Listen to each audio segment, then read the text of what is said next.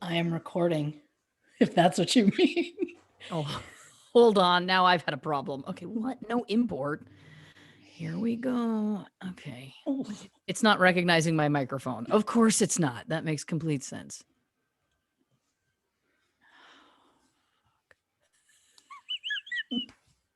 Hold on. Just this yep, is yep. everything we need. We're both on edge. Well, Okay. I've already hit record and I'm fully adjusting my bra in front of all these lovely viewers. Well, they get what they get. They get what they Well, get, and so they like sorry. it. It's just what happens. All right, here we go. And ready. Are you? Because I don't think I am. All right. All right. Worst case, you fuck up and I just do it again. Okay. This is so weird. All right. All right. What's up, everybody? Welcome to a special episode of True Crime and Cocktails, Famous Fatalities Edition. I am your host, Christy Oxborough, and with me, as always, the light of my life, the gorgeous co-host, Lauren Ash. How you doing? I'm great. For if people haven't realized already, first of all, this is our surprise switcheroo episode. So I'm very excited about that. And I've also got to say, I am jazzed at this everything about this episode because I did the research and all I want is to impress you. So that's basically what the next 90 minutes of my life are going to be. Look, I've never been on this side. I am terrified. I'm already kicking myself because I'm like, oh, I almost forgot Famous Fatalities Edition. So I came in. And the thing is, I have been practicing in the shower. It just didn't work out the way I had hoped. Like you practice a award speech with a shampoo bottle. Sure. Sometimes you just practice a cold open on a on a podcast and see how it feels. And it's weird. It's weird. But you're right. We've done a switcheroo. For those who haven't noticed, I've already talked so much in this episode, which I normally I'm a little later. But we're doing a Freaky Friday. Yeah. One may say we've parent trapped everyone because we've switched spots. Although we did tell everybody, so I guess that's less parent trapping. That's true. But the point is, I'm driving this bus and I'm drinking as well. So who knows what's going to happen there. But then I've got to ask, Lauren, what you drinking? Well, the one thing that's running through all of my veins right now is pure unadulterated fear. So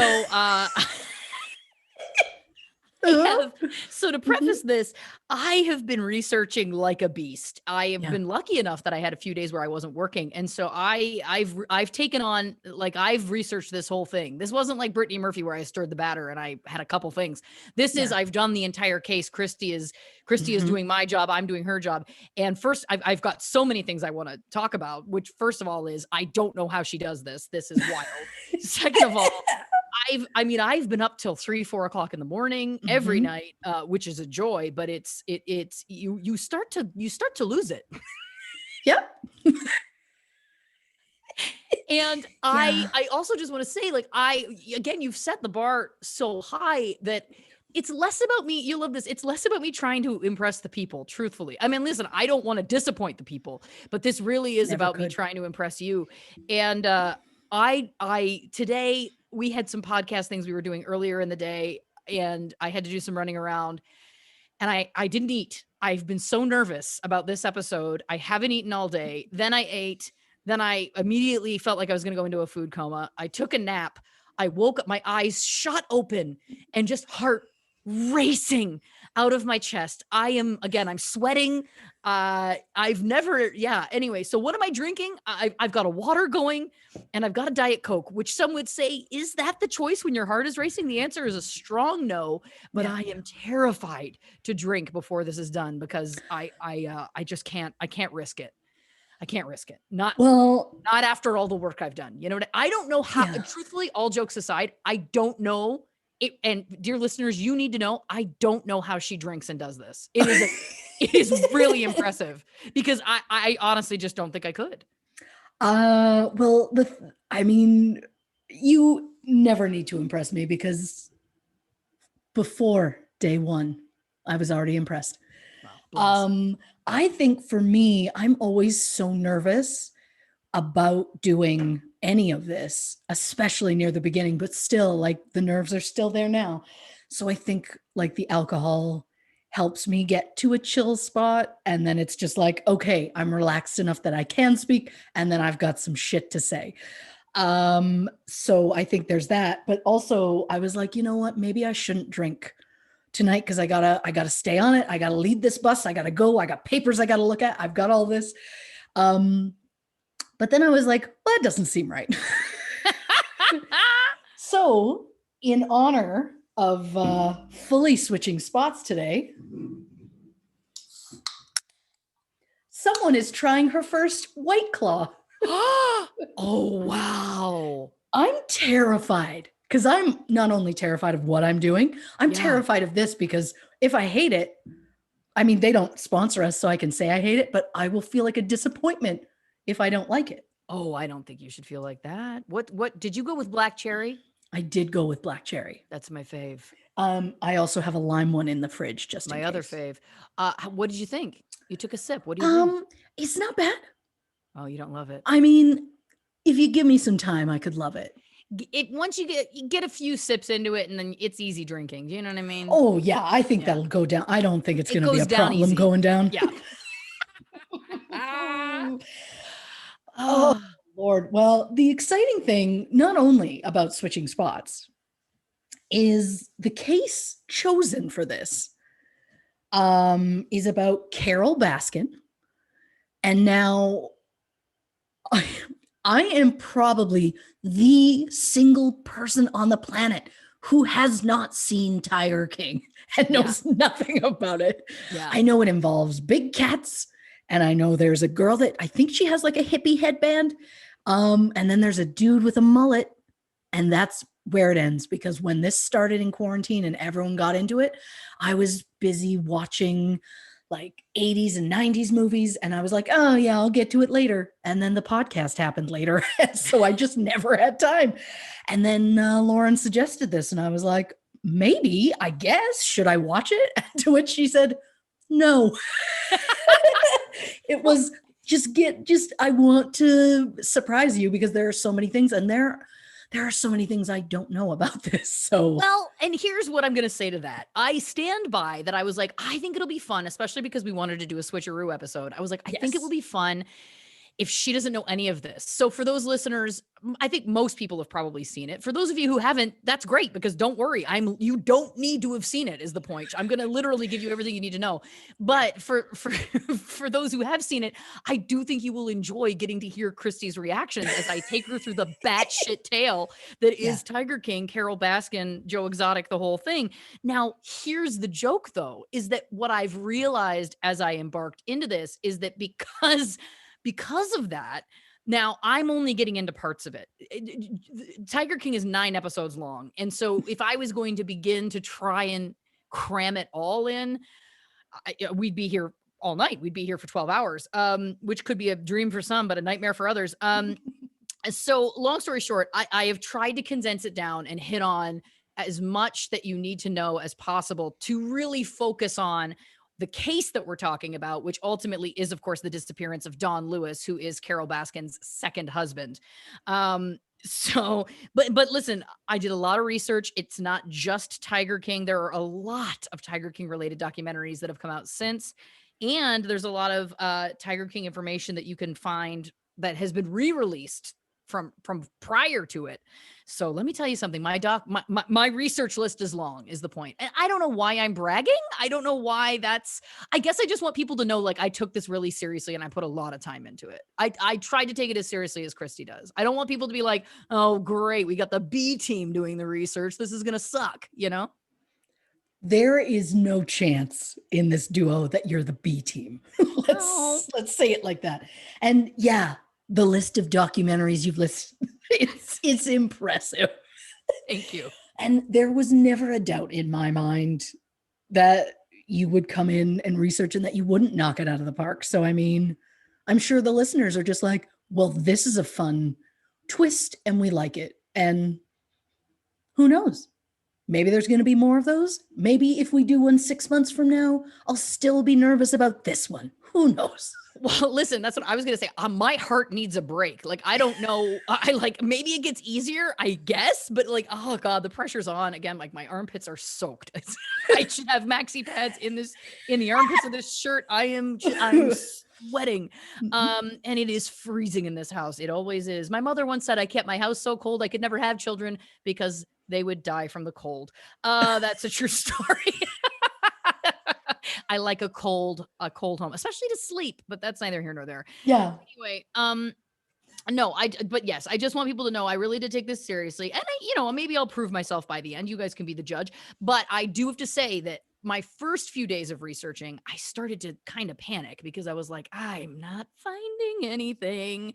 This is feeling like, no new information, but oh, dear listeners. Oh, True Crew, let me tell you something. I am so excited. I have three things, but two especially, three things for sure, but two of them.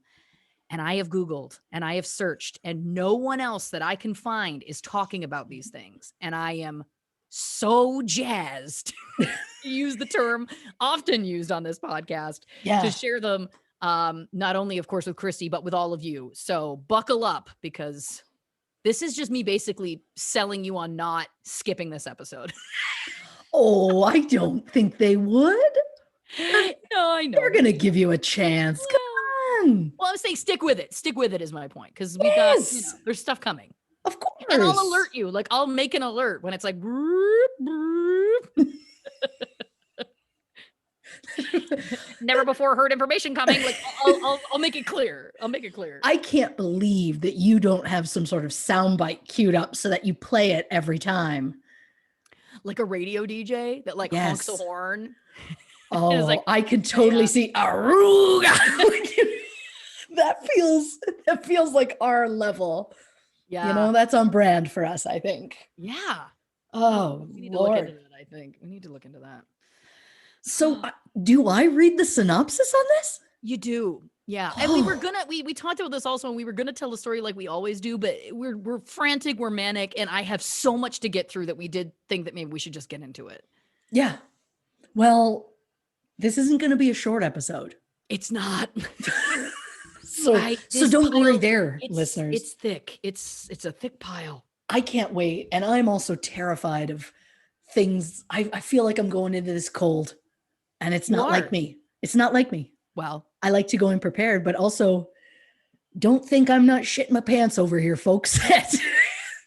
It's also like, Christy, you're reading a piece of paper. Well, I don't read it with the same emphasis and feeling that Lauren does. So bear with me. This is feeling very like third grade, and I have to stand up and read the one paragraph, and then the kid behind me has to read the next paragraph and that kind of thing. But it's so funny because every week you come in with like 30 pages of information and you sit over there like cool as a cucumber and you just like rattle off like it's no big deal. Like my shoulders are getting into it. You're just like, oh, here, no big deal. Truth bomb. Like the confidence of a I don't even know what, of a pride of lions. Can I let you in on a little secret? Yeah. Every week I come in, I'm a cocky son of a bitch. You are, because which I love. I come in hot because I'm like, you know what? I got some info. She's going to like this. The people are going to like this. This is going to be mind blowing. It's going to be great. This time it's like, I don't know what's coming. I just know I've got notes for myself on like how to like be the very lowest form of Lauren, because no one can bring it that high. So I'm like, well, here we go. So you would think it wouldn't be a big deal to switch, but what a life moment of walking in another person's shoes. It really is. Yeah. It really is. And we're both sick about it. Yep. Don't feel well. Yeah. But you know what? I'm doing my best. We know she's going to rock it out. So bear with me, folks. This is just how it goes. So today We are discussing Carole Baskin and Jack Don Lewis. I have a lot of questions already. Yeah. I've literally just read names. Mm-hmm. All right. So, big cat rescuer Carole Baskin rose to fame in 2020 with the runaway success of the Netflix docuseries Tiger King, which outlined the feud between she and the Tiger King himself, Joe Exotic. See, I knew. At first, it seemed like Carole was simply the victim of Exotic's extreme bullying tactics, but the details presented about her second husband, Don Lewis's disappearance in 1997, left viewers wondering if she is as innocent as she claims. While Joe Exotic maintains Carole killed Don and fed him to her tigers, Carole says nothing could be further from the truth. So, what exactly did happen to Don Lewis? And was Carole involved? And is Carole actually an altruistic animal rights activist? Or does she have some secrets that she doesn't want the public or the police to know? I have more questions now. Yeah, well, those aren't going to go away anytime soon. Yep. It's going to take us a while before those start to get alleviated. Yep. Great job. Great reading. I feel like you did better than I do. Come on. No, I learned from watching you. I learned from the best. I learned it from you. Learned it from watching you. There. All right. You guys all know that reference, right? Everybody listening. I realize that so. we've done it before and we do it a lot. There was a commercial in the 80s and there was a kid who was like smoking or doing drugs. I can't remember which. And then the parents like, chastises them. And the kid's like, I learned it from you. I learned it from watching you. I think it was smoking, wasn't it? Probably. You know what? We'll try and find it. We'll figure it out. Yeah. All right. So thank you very much, Christy. Now over to me. This is weird. Okay. Yeah. All right. So we're just going to get into it. I'm going to start with some background on, of course, the lady of the hour, Carole Baskin. So she was born Carole Stairs, weird middle name, but I think it's her father or her mother's maiden name, I believe. Last name was Stairs. Anyway, weird middle name. Okay, sure. Carole Stairs Jones, June 6, 1961. She grew up in mobile homes. She described her family as plain. She said she never really realized how poor they were until she was a teenager. Very unfortunately, she did say that at age 14, she was raped by 3 men at knife point who lived across the street from them. But at the time, her whole childhood, her family were fundamental Christians. And so they had a belief that if a woman had something like that happen to them, that there was something she was doing to ask for it or what have you. So they didn't really take her too seriously. Mm-hmm. I think that was important to mention just as you continue to kind of like learn more about her and kind of like who she is and how cold she can be and stuff like that. And just, it kind of does add to the picture of her upbringing and whatnot. So she left home the next year at 15. I'm sure that, having something like that happen to you and not having the family support, I could see that wanting to get out. She started working in a department store where she met her boss, Michael Murdock, whom she soon moved in with. Oh. They were married when Carole was 17. She said in one interview, it wasn't because she loved him, but it was because her family disapproved of them living in sin, living out of wedlock.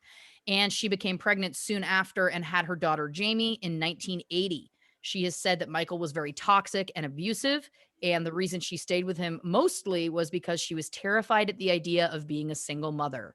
This is also a point that I just want to highlight really quickly, which is it wasn't that he was toxic and abusive, but she doesn't qualify that as being why she was afraid to leave.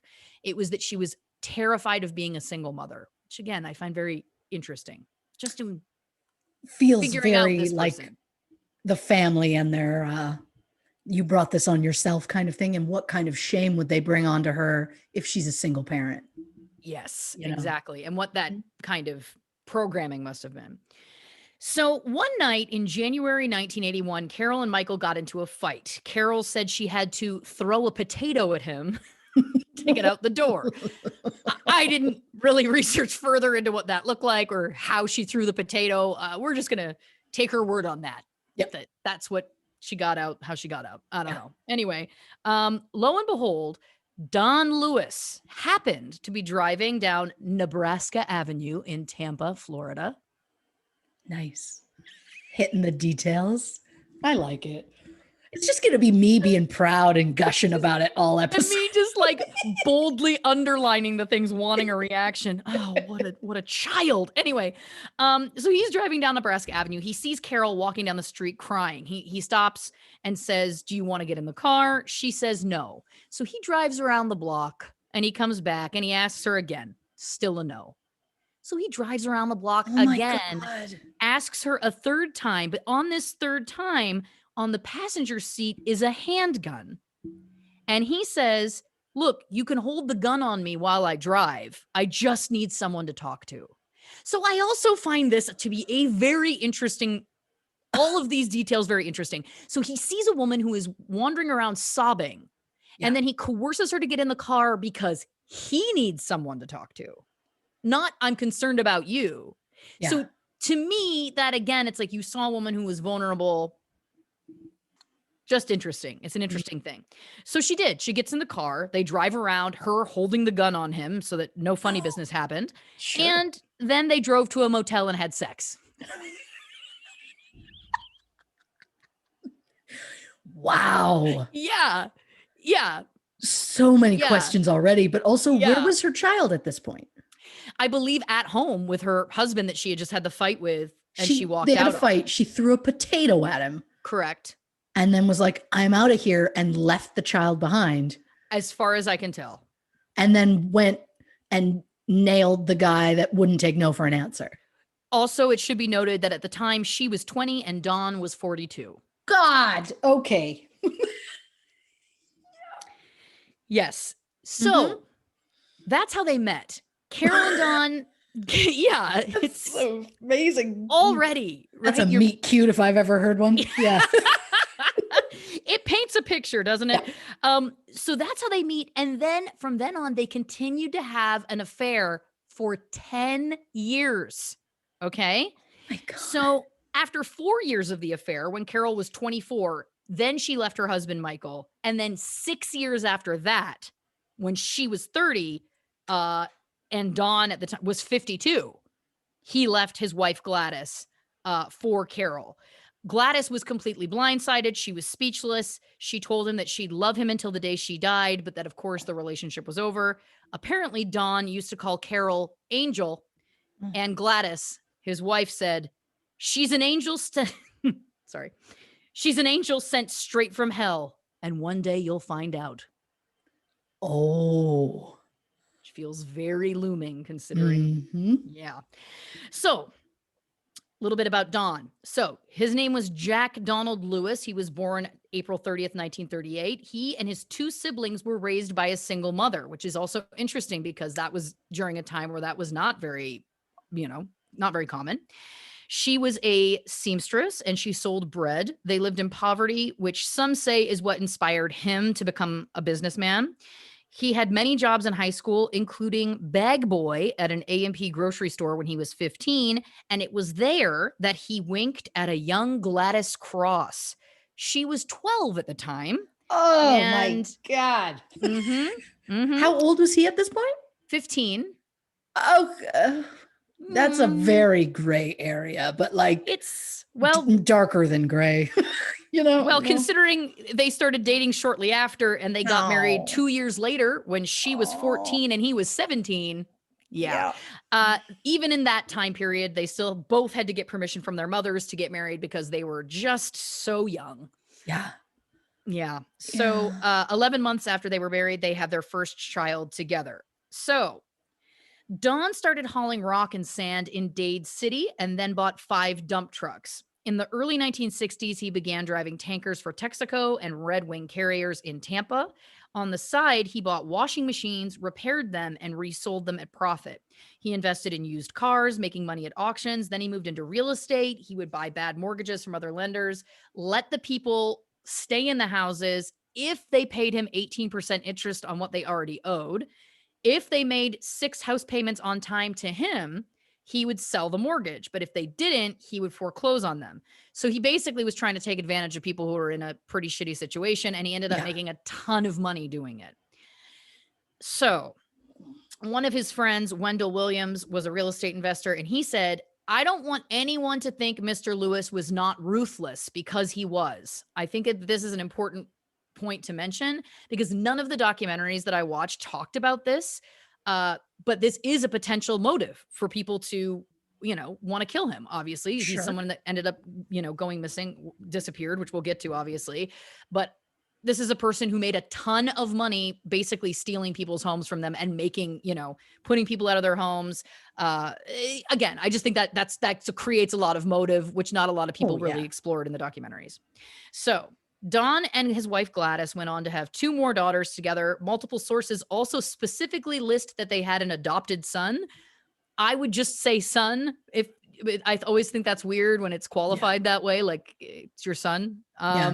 But I haven't found anything else about the apparent son, so I'm not sure if that person just doesn't want to be in the public eye. Perhaps he's passed on. I could not find any information about him. Fair. So Don was very, very, very successful. He was a true self-made millionaire many, many times over, but he was notorious for dressing extremely cheaply and for running his business out of a rundown trailer in a parking lot. So he would wear like a $1 t-shirt and a pair of jeans he bought at a yard sale, but he would always carry a $500 bill on him. He was one of these people that like, you know what I mean? Like a rich person that like loved their money, but also didn't want to spend their money. You know what I mean? Sure. Yeah. So Gladys confirmed that he would bury his money routinely. So they had a little red barn in their backyard, and I guess he would put money in jars and then literally bury it in the ground. She was unclear about why he did this, but I guess maybe she said something like maybe he liked having cash nearby. I don't know. To me, that is just a way to avoid paying tax. Trying to get paid in cash as much as you can and then not putting it in a bank account. That's, to me, that's a cut and dry. Yeah.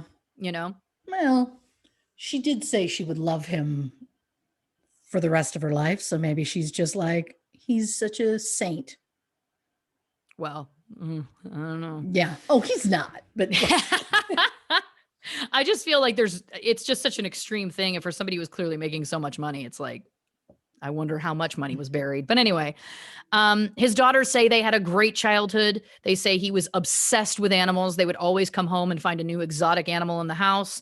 Gladys said Don was a great husband, except for all the times people would call to say they'd seen him with another woman. Oh, Gladys. Yeah. Oh, Gladys. Exactly. What the kids didn't know was that their dad was a serial cheater. The term sexaholic has been used. Oh, yeah. Boy. Gladys said that in the 34 years they were married, she knew about around 25 other women. And oh my God. Yeah.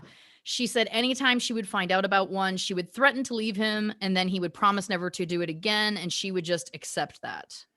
She would, I guess, accept that he had changed. Obviously, he never did. I feel like probably she had to know that he wasn't at some point. You know what I mean? Like, I feel like she knew what she was doing. But anyway, so some context from the other side. The night that he met Carole walking down the street, when she was walking down the street crying, and he picked her up in the truck. Right. Don and Gladys had also gotten into a fight that night. And at the time, Don was on the way to his girlfriend's house. So he left his wife to go to his girlfriend's house. And on the way, cheated on both his wife and his girlfriend with a complete stranger that he met on the side of the road who happened to be 22 years younger than him. So what a tangled web already we weave. Yeah. Oh my God. Gladys, get a spine and some confidence. Yeah, I think it was hard for her because I think that she really did love him. And I think that in many ways he was a really, really good dad and husband. But obviously it's like, no, because I would say that serially cheating is probably just outweighs the rest. But that's just. Yeah, I'd find that problematic. Yeah, especially, I mean, again, it's not like they had an agreement or something. And certainly during the 80s, I feel like that was less. Well, even before then, the 70s and 80s, I feel like there was less people doing those kinds of things. But anyway, open relationship wise. So When asked, Gladys said Carole wasn't that special. She was just like the other 25 women, she said, but greedier.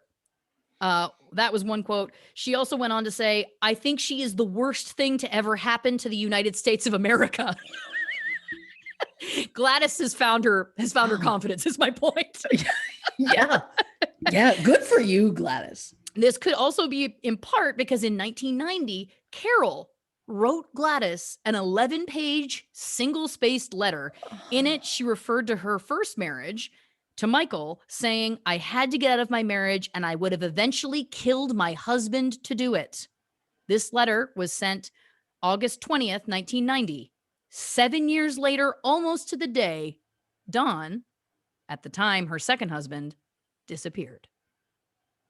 That would be when I put in like a music sting. You know what I mean? Nice. Well, we'd also like have the lights lower. And then when you say disappear, the lights would like flicker or come on or something. And it would be like, I don't know. That was a terrible noise. You know what I mean? Like a rumbling of thunder in the distance or something. And it's like, oh, and the lights flicker. And then we're like, oh, and there's ghosts here. Like it would be a whole level. Yeah. That was nice. Thank you so much. It was nice. Thank you. Don't put it in writing. I know. Even if you're so angry, you feel like you could kill someone, never actually put it in writing. And why? So at this point, Carole has finally been the one woman that has got Dawn to leave Gladys, right? So Dawn has cheated for 34 years plus with all these women. He decides to leave Gladys for Carole, and then Carole thinks she needs to write Gladys a letter about anything. First of all, I would say keep your letter to yourself. Gladys does not want to see it or read it. And secondly, why on earth would you reference wanting to kill, saying you could probably kill your first husband? I mean, that's nuts. I mean, is it like a case of she just felt like she didn't want someone to dislike her? So it was like, well, I need to give you the reason of why I'm justified in stealing your husband. And it's like, it doesn't matter what you say. You stole her husband. You could say it in a single line of like, I'm shitty, sorry, and then just move on. Yeah, I think I'm shitty sorry would have done it, but yeah, great point. So 1984, at this point, this is before they have left their partners. They're only a few years into their affair at this point. Carole starts working with Dawn on real estate deals. This is important to remember later. So that's when they started their business relationship. So they started this business relationship and then, they continued their sexual relationship the whole time. But after his divorce in 1990, Carole and Dawn did get married the next year in 1991 and opened something called Wildlife on Easy Street, which was an animal sanctuary. That's important for later too. Which was always a point of contention between Carole and Dawn because Carole wanted to keep the animals as pets and Dawn wanted to breed and sell them like a business. Now, it should also be noted for later, part of the reason that the business was called this or the sanctuary was called this is because the place they lived, where the sanctuary was, it was on Easy Street. So it was a literal name. Not very clever, just Wildlife on Easy Street. Say what you see. I assumed it was in reference to the original Annie movie. It's a song sung by, I believe, Tim Curry and Carol Burnett. Yes. I think Bernadette Peters is there too. But isn't she always? Oh, if I had my way. Yeah, what a treasure. Yeah. But yes, that's important for later as well. Cause I was like, what's that about? Just the name of the street. Okay. So the other thing that's important to know is Don had a fascination with Costa Rica. He owned property there and absolutely loved it. His ultimate goal was to move all of the animals from the Easy Street location in Florida down to Costa Rica to open a zoo there. The laws about exotic animal trade are far looser in Costa Rica than in the US, and he saw this as a good opportunity. It was also kind of common knowledge that he had at least one girlfriend down there. Oh my God. Of course he did. Yeah, of course he did. Exactly. Which also may have been a factor in why he went so often. Carole said that anytime he was away, she would have vets come to the sanctuary and secretly spay and neuter as many of the animals as possible so that Don couldn't try and breed them later when he got back. I mean, lots of communication happening in this relationship. Yeah. Well, I mean, it's not the healthiest of marriages, but they didn't start off right. So the only place they had to go was down. I guess. Oh, do they? Oh. So fast forward to summer 1997. Don pays a visit to his longtime friend, Anne McQueen. Anne is one of Don's oldest friends. It's the person that he trusts the most. It is probably also the only woman he's never tried to bone. And Thank you. That was a question I was going to have. Yeah. She did say, it's the only time I've ever been happy to be short and fat in my life. Okay. I love Anne. Oh, I love Anne. Anne's a character. She's great. So he met her at the very beginning of his career. So right when he was first starting out and he was getting his trucking business going, like I said, he bought all those trucks. She at the time barely had an 8th grade education, but for some reason he took a shine to her. He taught her how to keep his books, and she literally worked for him up until his disappearance. She worked with him for his the rest of his life, basically. She was his number one advisor, the executor of his will, a trustee. His whole family loved her, trusted her. Like, this was his number one go-to person across the board. So there was an encounter that happened between the two of them sometime between June and August. She never said what the exact date was, but at that time he came to see her and he handed her an envelope and said, "Don't open this until a time when you know you should. You'll know when you need to," he said. So she tucked this envelope away. Then on Friday, August 15th, 1997, Don comes to see her again. He says that he and Carole got into a huge fight the night before, and Don had slept in the cabin of an 18-wheeler. I guess they just had those on their property. I don't know. He told Anne that he was going to tell Carole that he wants a divorce. So then he leaves. Anne tries to call him a couple of hours later, can't reach him. She tries him again that afternoon, that night, the next day, nothing. Sunday, she calls Carole and says she can't reach him. Carole says, "Oh, he does this all the time. It's no big deal." So he was trying to ship cars down to Costa Rica and needed key information. She needed the VIN numbers from the cars. So she had to connect with him. And she was like, "It's very odd for him not to get back to me. Certainly not for that long." And then he was last seen on the 18th, reported missing on the 19th around 1:30 p.m. And the only reason he was reported missing was because Carole had a conversation with Anne, and Carole was like, "Do you think I should report him missing?" And to quote Anne, she said, and I quote, "You think?" Yeah. Yeah, we love Anne. I'm not going to stop liking Anne. Yeah. Oh, yeah. No, she's everything you want her to be. So Carole claims that she saw Don the morning of Monday, August 18th. And she says the last thing he said to her was that he needed Kenny, who is one of their closest he's kind of like a repair guy that did all the work on the sanctuary for them. Sure. He needed Kenny to get a truck ready because he would be leaving early the next morning to head to Miami to go to Costa Rica. This was also about transporting the cars. He said something there. Now, it's important to note that in multiple interviews, when she was asked, Carole always said the quote, early. She always said it 3 times. This is something I've noted in multiple interviews that she's given about this. Just something I noticed.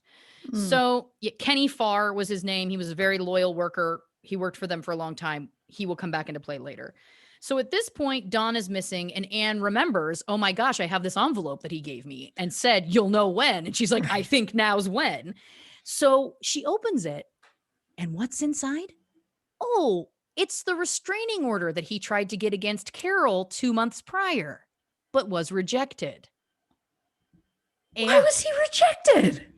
So I guess at the time, in general, I guess it's actually quite difficult for a man to get a restraining order against a woman, which is very sad. But part of the reason being is that there needs to either be physical violence or stalking happening. If it's just threats of violence, they tend to not, certainly at this time anyway, they tend to not give out orders of protection. So a judge did deny it. So he requested it in June 1997, and it outlined that he said he was fearing for his life. He felt Carole was going to kill him and that he wanted protection. But because there was no physical violence or stalking, it was rejected.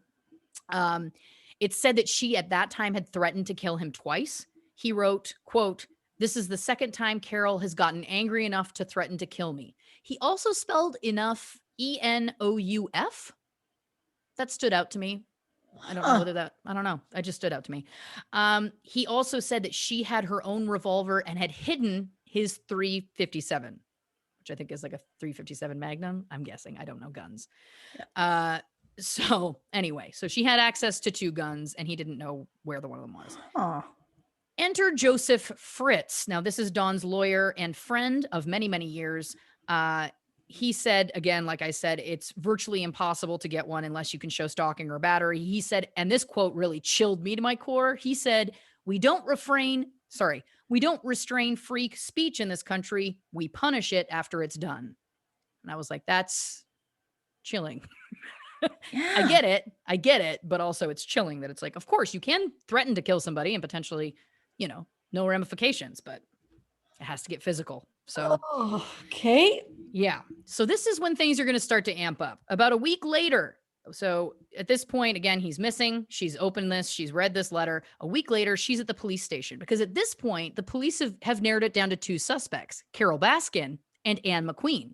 Now, Anne McQueen completely, I know, she completely cooperated with the police. She did polygraph tests. She let them search her house, everything. Guess who refused? Oh, of Carole course. Baskin. Yes, who was Carol Lewis at the time. But at about a week later, Anne was at the police station talking to the police. Again, I'm sure going through one of these many interviews that she did. And she got a call from the alarm company saying that the office alarm was going off. So police got there before she could, because again, she was being questioned at the time.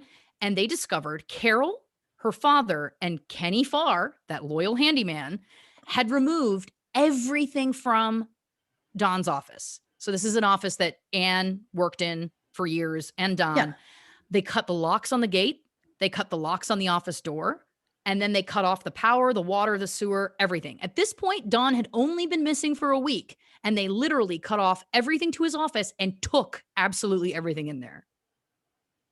I mean, there was 2 wills and 2 powers of attorney that were in Anne's office in her desk. They were all taken. So Dawn's wills, Dawn's power of attorneys, gone.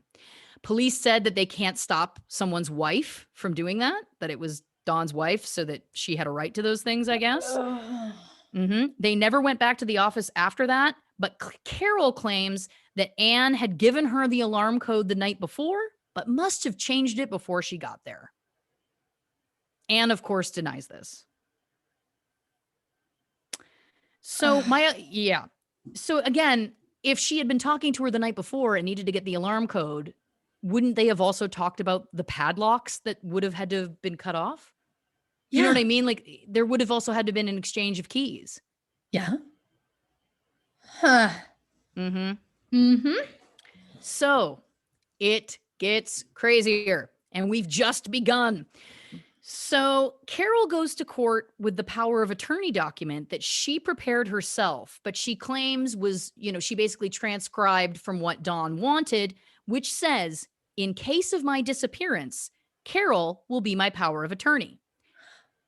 Multiple lawyers have been interviewed in a lot of the documentaries. Again, I watched multiple documentaries, and every single one of them have said, not in their 30 plus, 20 plus, whatever plus careers, have they ever seen a document saying in case of my disappearance? Because people write these documents in case of my death, because we all know that eventually we're all going to die, but nobody tends to anticipate disappearance, right? Yeah. Yeah. Carole claimed that because he made so many trips to Costa Rica that she felt like that was an appropriate thing to do.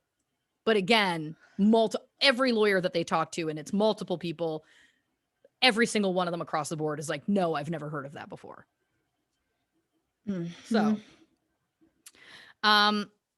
Carole made millions because of the power of attorney change. So basically, it was originally in Anne's name, but then of course it got changed to Carole's name. And because of that, Carole got a lot of money.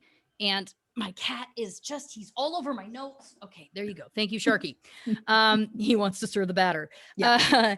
So when Anne started to push back, because she was like, wait a minute, like we didn't okay this power of attorney change. Like, what are you talking about? Carole goes public accusing Anne McQueen of embezzlement, which Anne completely denies. There's like no proof of it. Again, Don's family, nobody believes this is true. And again, there's no proof of it. So this brings us to the first, well, no, this isn't the first crazy thing, but no, I mean, it's all crazy. I just get to it, Lauren. Okay. So you're doing great. Thanks so much. I'm like, am I dry? Is this boring? I mean, No. I feel like I'm just prattling. Prattling on. You are doing great. Okay. All right. Well, okay. Here we go. My heart it's racing. It's beating so fast. It's good. I can't believe I'm not taking pictures of this right now. Like, I feel like, the parent in the audience watching my kid perform at like a Christmas pageant. Yeah. And I'm like yelling at the other parents because they're like trying to stand up and take a picture. And I'm trying to take a picture of the real star. Oh, you know, and I'm like, C is for the Christ child. This is my Christmas pageant. Yeah, I like it. I love it. All right. So here's, this is so delicious. The signatures on the will and the power of attorney seemed a little odd. And it was noted that they were freakishly identical. So a handwriting expert examined them in one of the documentaries I saw and said they're too similar to be normal. They lacked normal natural variation, and that a lack of variance is a telltale sign of tracing. Another handwriting expert, Thomas Vastricht of Apopka, Florida, said every signature on the will and power of attorney were traced. Two more handwriting experts concluded that Don Lewis's signature was traced. They found the original document that was identical, and the original document that he did sign was his 1991 marriage license to Carole. Who would have access to that, I wonder? Mm-hmm. So then they noticed not only was Don's signature traced, but so was the notary. And in total, there was 4 different people whose signatures had been forged.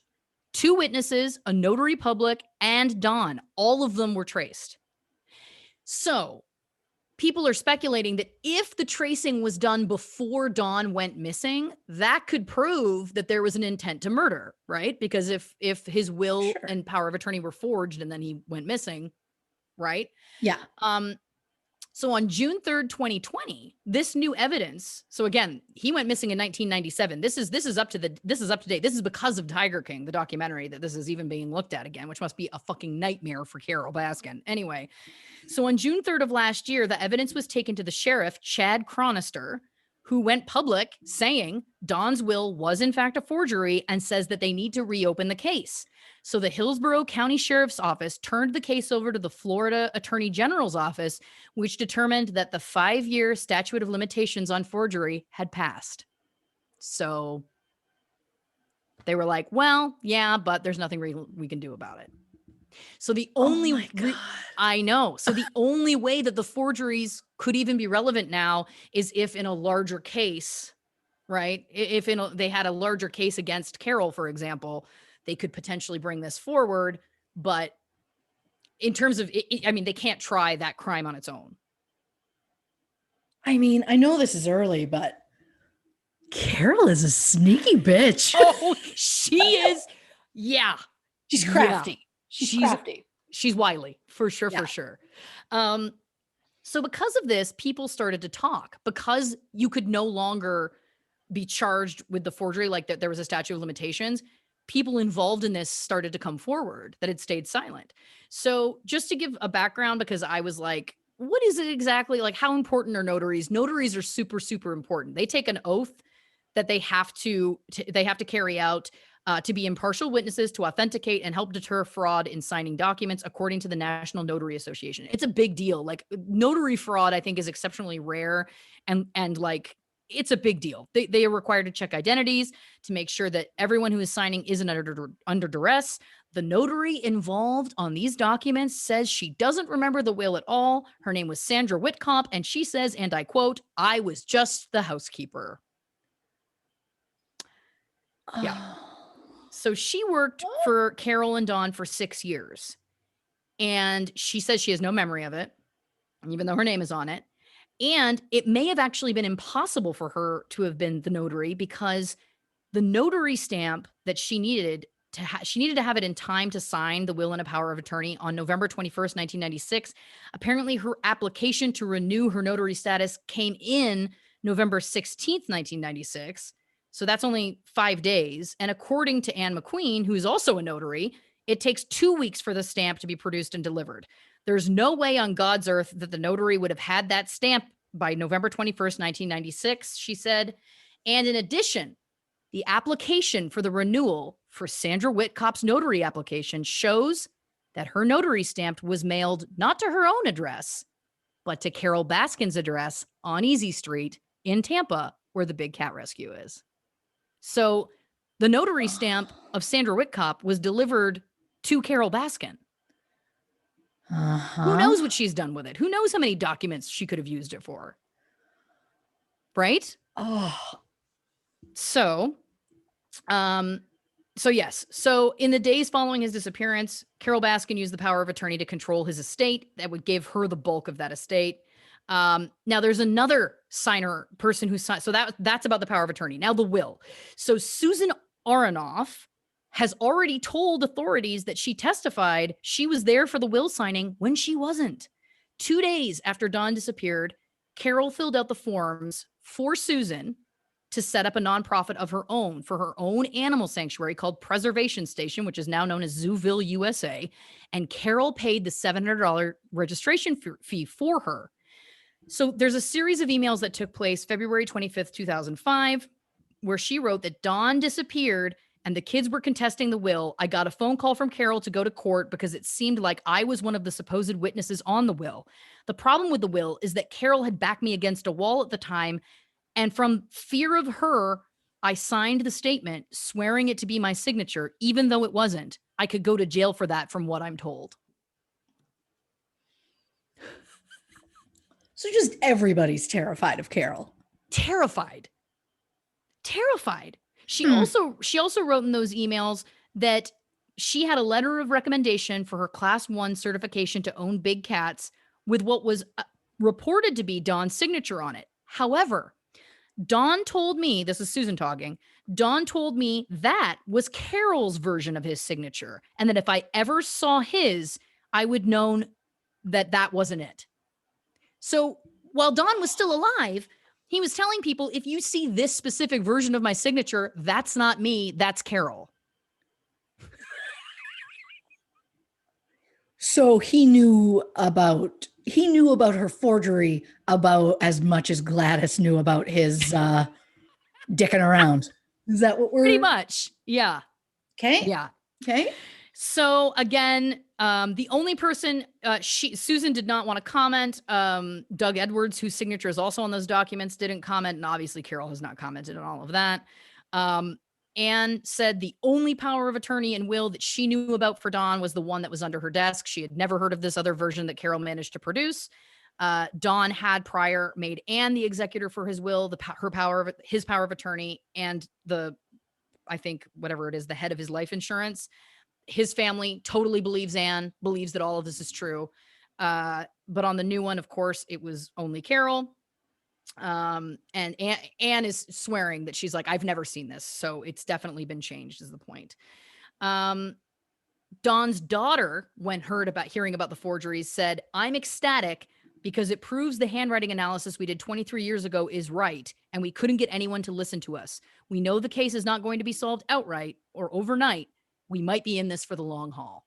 So sounds to me like, the family knew what was up from early on. And it's interesting that all of this, again, has been brought to light because of Tiger King, which it's so interesting because, again, we haven't even scratched into that part of this world yet, but it must be such a nightmare for her because she got so hugely famous and now it's bringing all of this back. Like, I don't know why she would have even wanted to have been in that documentary, considering all of this is following her, you know? Oh, my guess is fame. Like in her mind, it was like, I want to be famous. Yes, I want to be seen on TV. get my name and face out there. How much more money can that bring me? Because she Right. seems very financially motivated. Well, yeah, I think that's Yeah. fair to say. Fair to say. All right. So the next little tidbit here. So Carol's brother worked for the sheriff's department at the time. And there was some people that speculated perhaps it's not insane that he would be like, hey, when all of this was going down in 1997 and Dawn's gone missing, it's possible he could have influenced other people to give her an easier time. I don't think that's a crazy thing to say. Carole says she never really knew her brother because he was 9 when she was 15 and says they never really had much of a relationship. Now, I understand that she also left home when she was 15, so I get it, but I don't know. I feel like that also doesn't say to me that there was any negative relationship. Yeah. You know? Mm-hmm. Now this is one of the details that it just feels crazy. The day that Dawn went missing, Carole left her house at 3 a.m. to go to Albertsons to get milk byproduct for the cats. Her car broke down. She ran into her brother, who was accompanied by another deputy. That other deputy gave her a ride home. After that, she said she saw Dawn several hours later at 6 a.m. And I don't know that that was ever properly investigated. And I know that you could say that maybe it was and it checked out or whatever, but it seems very odd to me because I also don't know if anyone has been able to confirm that she did see him at 6 a.m. that morning.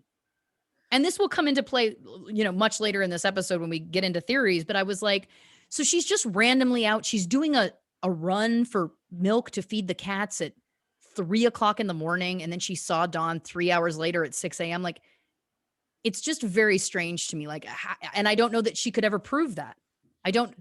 From what I couldn't find anything that said there was a third party that saw him at 6 a.m. with her. So we're just taking her word for it, the woman who's lied multiple times already?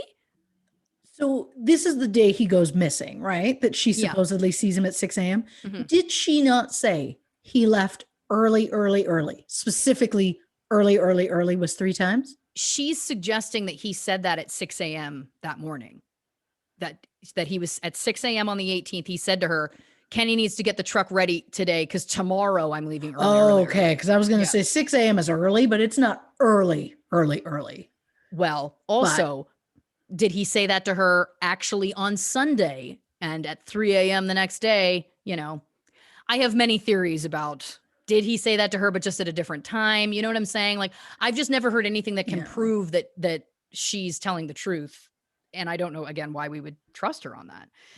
So some other key points. Carole's family didn't love Dawn. Carole's dad absolutely hated him. Another fun point.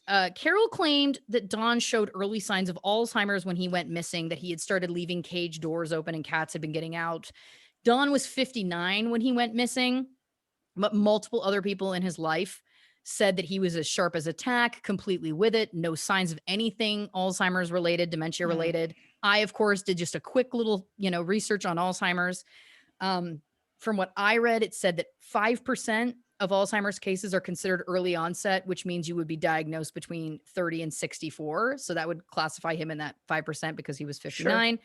Of those 5%, 58% are women. So statistically, it's not impossible that he could have been experiencing this, but it's just of note that, it's a small percentage of men at that age. She also said that he had been diagnosed bipolar shortly before he went missing. There's also no one to corroborate that in any way. She also said he was never the same again after he had gone through a plane crash, which we will get into very shortly. But my point here is that she said a lot of conflicting things about the reasons why he wasn't mentally sound at the time of his disappearance. She talked also about that he would spend 5 minutes at a time not knowing who he was, that he had, been dumpster diving and then would call her and say he didn't know where he was or who he was, that kind of thing. I don't know. So Dale Lively was the mechanic who worked on Dawn's van. They knew each other for years and years and years. He's one of the people that has said there's no way Dawn had Alzheimer's. Dawn brought his van in 4 days before he disappeared to do some air conditioning work. Don was there for an hour. So Dale remembers this conversation. He was totally excited about Costa Rica. He was talking about moving his cats down there. He told Dale in this conversation that he was afraid of Carole, that he was afraid that she would kill him. And then he tried to get Dale to come to Costa Rica with him that weekend. So he said he pushed and pushed, and that Dale was like, I just can't do it, man.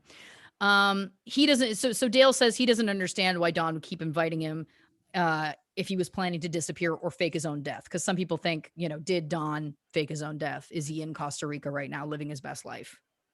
Who knows? So this van that Dale was working on was found on August 20th, 1997. So again, Carole reports to be the last one seeing Don 6 a.m. on the 18th. She reports him missing at 1:30 p.m. on the 19th. And then on August 20th, the van is found. Don's keys and briefcase are inside. The van is found by someone named Dewey Gallows. And Dewey and Don had a massive falling out because Don owned a bunch of small planes. And Dewey had them on consignment. So he was selling them for Don. And one of them got sold at a loss. Don was super pissed. So he pulled the rest of his planes from Dewey's airport and said he's never coming back there. People who knew them said there was absolutely no way he would ever go back to that airport because of this huge falling out with Dewey. And that is the exact airport where his van was found. So it's a little bit odd that that would happen. The van immediately gets released to Carole, who takes it home. And it didn't get processed until days later. So they did find one fingerprint in that van days later, which was Dale's. Of course, the mechanic. There was no prints anywhere else, not on the steering wheel, nowhere. Not Don's, not Carole's, no one's. The only fingerprint singular was on the center console near the air conditioning unit. And Dale, when questioned by police, was like, of course my fingerprints were in there. And then he said, and my fingerprints should have been all over the car. If you're finding that there's only one of my fingerprints in there and I had been working on that car for days prior, you have a problem. Someone's wiped that car down because that doesn't make any sense. The police, he said, after about 15 minutes of questioning, left, and he never heard from them again. Oh my God. Okay. Yeah. So at this point, it's kind of the narrative that we're starting to see form is that it's looking like, did Don take one of these multiple small planes of his and fly to Costa Rica or fly away? His van was left in this airport. Did he get on this plane? Did he crash? Did he get on the plane trying to fly away? Did he crash into the Gulf of Mexico, for example? So some people said, did he fly? Was he flying to Costa Rica? Well, it would have taken him 4 to 5 pit stops on the way from Florida to Costa Rica in the size plane that he was in. He would have had to refuel 4 or 5 times. So it feels like that's probably not the case. And it's also important to note, he wasn't a great pilot. So there's a gentleman named Wayne Pym, and that was Don's flying instructor, who taught Don. Don was never fully licensed, according to Wayne. He started teaching him in 1985. He said that Don was constantly buying and selling planes, these specific single engine planes, which are very small. You can only get 500 miles on a tank. And prior to him teaching Don had a plane crash in Cedar Key, Florida. He tried to land, but ended up in water. There was another crash in the Panhandle where he was caught in bad weather and didn't see power lines and hit them. And then there was a much more serious crash in the early 90s that apparently Don was very, very lucky to have survived. And he said he would never fly again.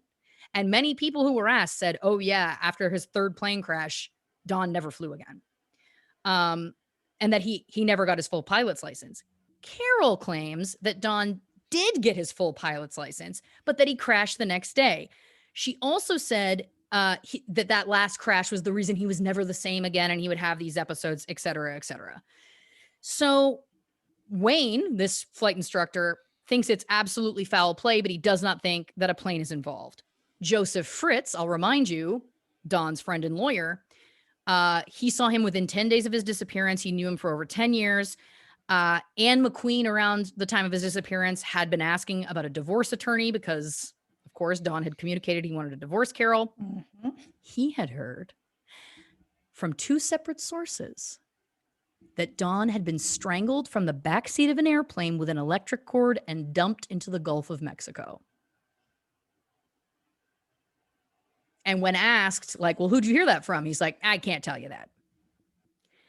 So the airport where the van was found is it's an unmanned airport. And what that means is that you don't have to log in or log out when you fly from there. So first of all, that's wildly convenient if you're trying to do something shady, because you can go in and out and there's no record of it. No? Second of all, if there's also some speculation, because he had so many planes, that if he could have shown up to sell a plane to somebody, the person wanted to take it for a test drive, something happens in the air, they crash. Now, there's also some, debate about how difficult it would be in one of those tiny planes to physically strangle someone, to physically get somebody out of the plane. There is some debate about, and I tend to agree Sure. that would be probably very physically difficult.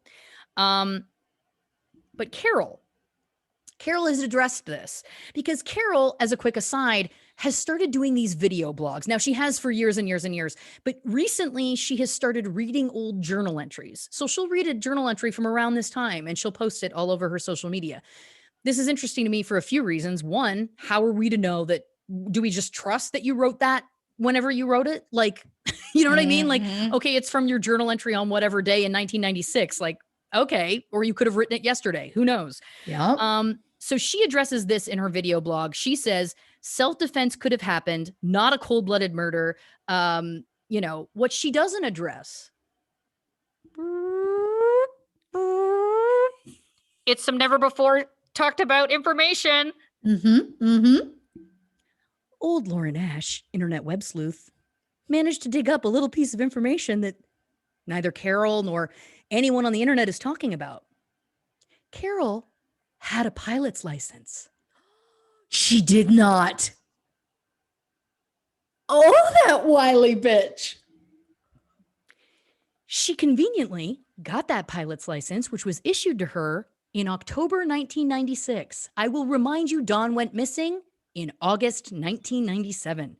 I would say that is, just under a year, which is more than enough time to properly learn how to pilot a plane. Yeah. So it's a student license or whatever. But my whole point is that she obviously was learning to fly. Like, it's there. And I have triple checked this. I've gone on all the sites that you need to. It is real. And the thing that's even crazier is that January 31st, 2021, she has upped her status and she's now a level master parachute rigger. Out of nowhere. What's that about? Huh. Yeah. Okay. Yeah. Huh.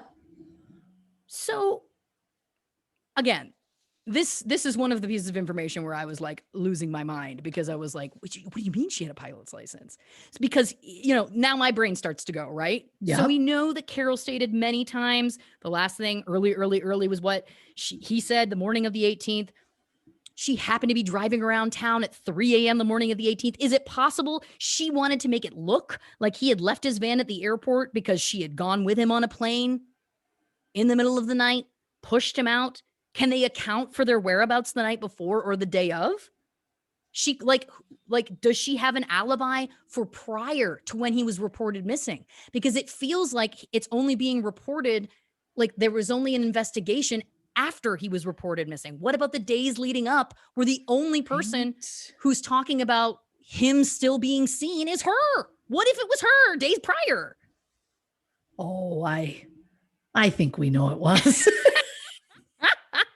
Again, it's early, Right? but I think we know it was. I mean, it just feels like, again, and I understand that it's very difficult feasibly, physically, to push someone out of a plane. I get it. But she in multiple interviews talked about like, well, he liked to fly under the radar illegally, and could have easily, over the Gulf of Mexico, he very easily could have crashed. She talked about that. And it's like, are you setting up this narrative I mean, the van was found at the airport. You're talking about how he could have crashed, how he's had crashes before. She talked about that too. Now, again, how does she physically do this? Stay tuned, because when we get to the theories at the end, I will build on this because there's more information to come. But Carole Baskin has a pilot's license. She got it within a year of him going missing. That, to me, is huge. That's a huge find. Huge find. Of course, that's a huge find. Thank you very much. I mean, that is not only impressive work, but like, my God, come on. Carole, the reason Carole's not talking about it is because she knows people are going to link all of this together. How could people not? I was like, it just feels to me, it just feels to me like it has to be connected. And the fact that no one, again, I found it. So if I could find it, other people could, like a detective could find it. You know what I'm saying? Like, it just feels to me, again, like that's something that needs to be investigated. And in one of the documentaries, they talked about how when she was found by her own brother driving around and her car breaks down at 3:00 in the morning, was that ever properly investigated? Does she have proof of going to Albertsons? Again, to me, it's like, it feels to me more than possible that it was late that night before. Perhaps she was coming back from getting rid of him, at 3 a.m. The car breaks down. She's like, oh, I was going to the grocery store. But she was actually coming back from that. And then she claims to see him hours later. No one is going to question her story. Just saying. The last thing I wanted to say on this point was that the Hillsborough County Sheriff's Office say they found no sign of foul play at the Wildlife on Easy Street Sanctuary. And they also visited the Costa Rican town of, Bagaces. I'm so sorry. And that is where Don owned a 200-acre park. The investigation in Costa Rica lasted 5 days. Investigators did find indications that Don had engaged in extramarital affairs and questionable business practices, and that 2 of the ocelots he had shipped down there were never recovered or found. But that was it. So they did 5 days in Costa Rica. They couldn't find anything else out about him. They said there was no signs of foul play at the property in Tampa, but it should also be noted that the property in Tampa is huge, and it's very unclear how long they searched it, how thoroughly they searched it. Hard to say. I am beside myself on so many of these things, not just her, but like the police, what's going on there. I have a lot of questions, but I feel like you'll answer those questions after we take a break. So we're going to get into all of that later. So refresh your drink, have a tinkle, do a stretch if you need to, and we'll be right back with more about the crazy cat lady, Carole Baskin, on this episode of True Crime and Cocktails, Famous Fatalities Edition. Holy shit. Okay, I've got to. Oh boy. All right.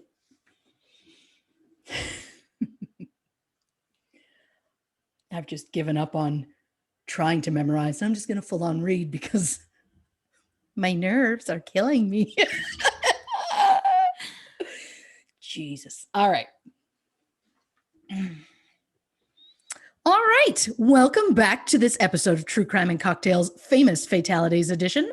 Of course, we are talking about the one and only Carole Baskin. We left off with the explosive discovery that Carole secretly had a pilot's license. So, Lauren, what else you got for me? Oh, I like that. I got to start doing that, adding in the explosive discoveries. I like that. You're just barely hanging on. No, I think that's great. I love it. And thank you for calling it an explosive discovery, because I think it was.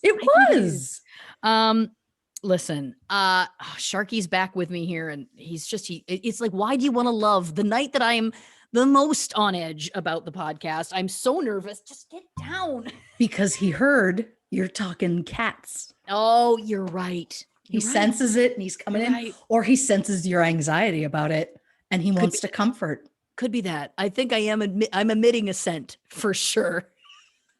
I animals sense fear. It's thick. The air's thick. Let's put it that way. Yeah. Oh my God. All right. So back at it. Here we go. we can't talk about Carole Baskin without talking about the man himself. That's right. Let's get into the Joe Exotic feud. So I was trying to think about, my God, how do you sum up someone like Joe Exotic quickly? So what I decided to do was I transcribed one of his promo videos that I felt really summed him up, and I'll just read it to you now. I can't wait. He said, "I'm not cutting my hair. I'm not changing the way I dress. I refuse to wear a suit. I am gay. I've had 2 boyfriends most of my life. I currently got legally married. Thank God it's finally legal in America. I've had some kinky sex. I have tried drugs. I'm broke as shit. I have a judgment against me from some bitch down in Florida. But I can tell you I paid a fine with the USDA, and that is nothing but a civil fine, ladies and gentlemen. That does not mean that I was accused or convicted of any kind of animal cruelty thing. I built one of the biggest facilities and nicest facilities in this country as far as a private individual goes. I am Joe Exotic, and don't forget, I am now stepping my foot in the ring to run for president." That's right. He ran for president in 2016. I'm not even kidding. I was going to make the joke near the end of like, and I'm running for president, because I thought that was like, I thought this was just like a mattress salesman ad that you see at 2 a.m. I did not know this was a legit run for office. Oh, yes. Oh, he laid all those cards out. He did. Now, I will say in the Tiger King documentary, they recut this. So they didn't show this in its entirety. They recut it. And the way they edited this, like my boyfriend and I, we rewatched it so many times and laughed because they just really, it was like, "I'm broke as shit. I have tried drugs." Like it was just like the way that the rhythm of it went, that they edited it. It's one of my favorite things. Sure. But Joe Exotic is probably one of the most eccentric human being characters in the world. And it should also be noted, also controversial, because he obviously did a lot of terrible things. And a lot of people, a lot of people that knew him did speak out after the documentary. They felt that the Tiger King documentary, the original one, of course, the Netflix one, they felt that it kind of let him off the hook a little bit, that it didn't really fully paint what a kind of bad guy he could be. So we'll get into that as well. But yeah, but he also is truly a character. So some more fun facts about him, just to paint the picture. He's been married 5 times, at one point to 2 men at the same time. Yeah. Okay. But wait, I thought he said he only had 2 boyfriends. At the time of the video, I think he maybe only had 2 boyfriends at that time. I'm not 100% sure how that works, actually. Okay. That's a great question. Maybe he meant 2 boyfriends, and then that doesn't include the husbands, maybe? Okay. Yeah, yeah, exactly. So 2 of his husbands have unfortunately passed as of now, not through mysterious circumstances. Oh, okay. One of them is actually covered in the documentary. It is a very unbelievable moment. He basically was trying to show somebody that it's like, hey, if there's no bullets in this, if there's no what is it? The thing that you put in the bottom of the magazine? Gun. If there's no magazine, very nice. If there's no magazine in the gun, you can like shoot yourself in the head, and there was a bullet in the chamber. In the chamber. Oh my God. Oh, I don't even know guns, and I know that. Yeah. You know? But that was one of the 3 of his husbands, excuse me. He was one of the 3, did identify as straight, but Joe had a lot of drugs and was very charming. And so many of them talked about how that was kind of it. And there was also some discrepancy depending on the interview that you watched about how much of a sexual relationship they did or didn't have with him. But the 2 gentlemen that he was married to at the same time, they did both identify as straight, certainly before being with Joe.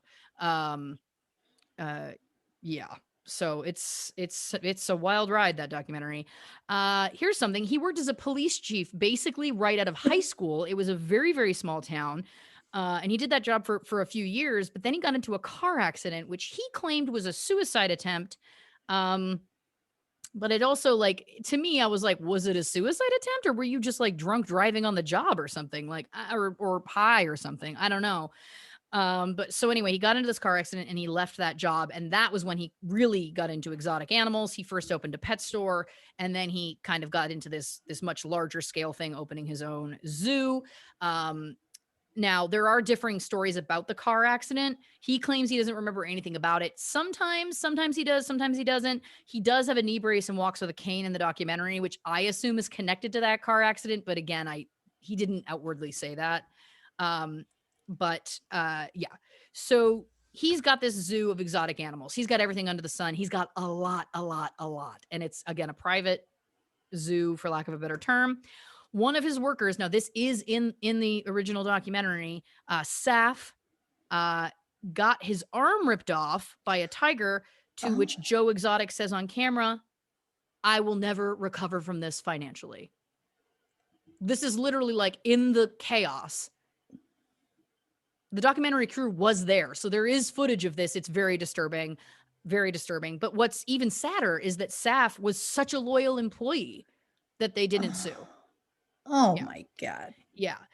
Another example, of course, he would, and they talk a lot too about, he would find people and people would kind of like commend him, because he would find people that were down on their luck, people who had done jail time or were having a hard time kind of getting a job because of past drug or alcohol problems, and he would kind of bring them in. But then on the other side of it, it was like he would do that because then these people would become dependent on him for things like money and drugs, etc. And then he would kind of be able to get them to do whatever he wanted them to do.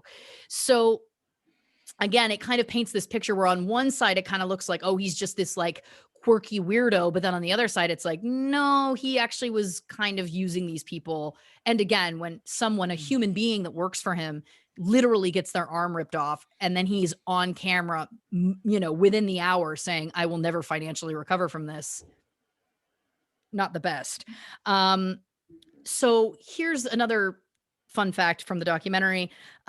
He would get meat for the large cats and the animals from Walmart. So it would basically be expired meat that had been returned, or if someone picks up something in a store and then when they go to buy it, they change their mind, they can't put that back on the shelf, I guess, for sanitary reasons. Sure. So then it gets put into these big bins. And so a truck would pull up once a week or once every 2 weeks or whatever it was with all of this expired meat. And I'm talking, it's huge piles. But he expected the employees to eat from it first. So the employees who lived on the land of the zoo, each in these kind of dilapidated little trailers, for lack of a better term, they would go through and take the meat that they would want to eat. And then the rest of it would go to the animals, except for the meat that got pulled that went to the restaurant that was located in the zoo. Oh my God. Yeah. Yeah. Oh, I thought I was sick before. Yeah. Well, and yeah. So again, it's like the more you kind of unpeel, he's not the greatest. So on top of the zoo, one of his big money makers was this cub petting business. So basically, he would take tiger cubs to malls, and people would come and pay to pet them and get their pictures taken with them. But obviously, this is like a super controversial practice because, well, for a lot of reasons. But to kind of break it down, tiger cubs, in order to do this, have to be taken from their mother literally the moment they're born. If they stay any longer, it becomes very difficult to kind of like tame them. So there's scenes in the documentary too where like Joe Exotic has like a little like playpen in his house, and it's like full of tiger cubs, and he's like getting mad at them because they're like crying or something. And it's like, dude, like you ripped them away from their mother. I don't really have much sympathy for you. Yeah. But the other thing to note, and this is important, is that they grow super fast. So there's a very, very small window of where they're big enough to do this and when they're also too big, because once they get to a certain point, they're too big and they're not usable anymore. So a big question has been with him and with other people that have done this practice over the years is how, if you're constantly running these events that constantly have tons of little tiger cubs, where are the adult tigers? Because statistically, if you start to do the math, you would have hundreds and hundreds and hundreds, right? And he has a lot of them, but it just starts to feel like, do you have all of them? Is he trading them illegally? Is he selling them illegally? Is he killing them? There's another gentleman who's featured in the documentary, Doc Antle, who is one of his big competitors. He was also in the, you'll love this, he was an animal handler that Britney Spears used in her I'm a Slave for You VMAs performance. You can actually see snake? him. Yeah, you can see him in the back of the performance. He's the animal handler in there. There was rumors that Doc Antle had a crematorium where when the tiger cubs got to a certain size, he would just kill them because it wouldn't make sense. They're very, very expensive. It's very expensive to keep large tigers, adult tigers, and, requires a lot of space, time, money, all of the above. That has never been proven, by the way. And Doc Antle, of course, completely denies it, but it's important to note. So Joe would do these things quite often. He'd go on the road. He had like a big van. He also tried to do shows that would involve magic, but he wasn't very good at magic. So then he tried to like align himself with a magician. And then there was this one magician. This isn't even in my notes, but this one magician was like, he didn't seem like a good guy. So I stopped like doing my thing with him. Like it was just and he was of course very flashy. Like, he would dress kind of flamboyantly and stuff like that. And so he put on quite a show. But this is where Carole Baskin comes into the mix. So she was trying to get cub petting shut down in general and went after Joe Exotic specifically because he was becoming quite well known for doing this.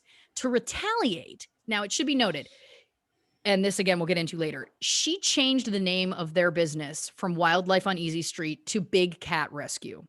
And they had this specific logo that said Big Cat Rescue with a big cat on it. Sure. And so to retaliate against her going after him, Joe starts to use this logo when advertising his own events.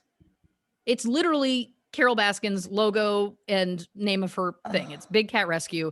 He just puts it on the flyers and everything to advertise his own events as a way of it's just basically a fuck you to Carole. Yeah. So she sues him for copyright infringement and obviously wins because it's just blatant.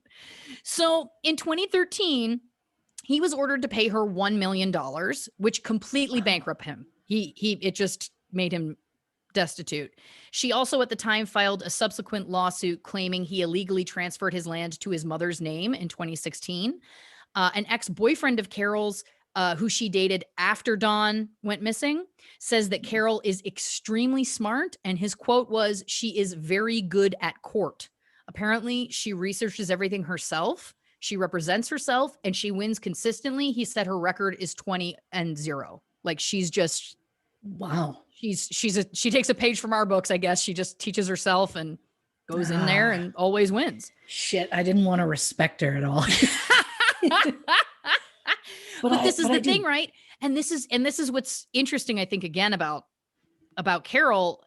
And again, we'll get into all of it, but it is interesting because she came from this very, troubling start. She had these terrible things happen to her. It does feel like she's someone who basically was like, I have to do anything to get ahead and take care of myself. And in some ways it's like, wow, like good for you. Like you really you did it. And then in other ways it's like, you're a psychopath. You know what I mean?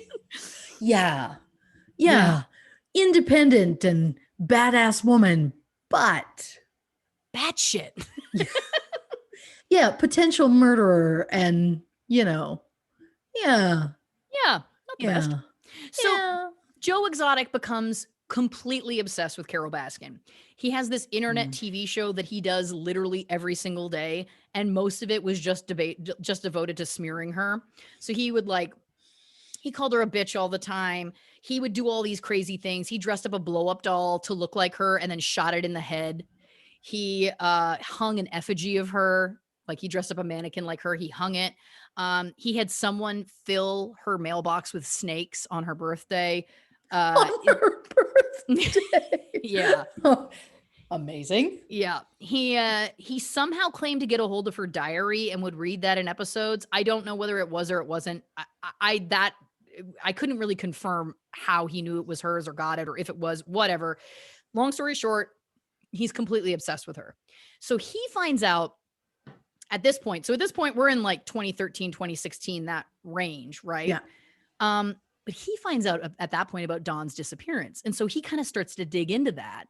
And he starts publicly accusing Carole of murdering Dawn and saying she put Dawn in a giant meat grinder and fed him to the tigers. And he even writes a song called Here Kitty Kitty. And for that song, he has a Carole Baskin lookalike. And in the video, it's her feeding like she has like a platter of raw meats with a very non-realistic kind of like mannequin head, and she's feeding them to some tigers with some metal tongs.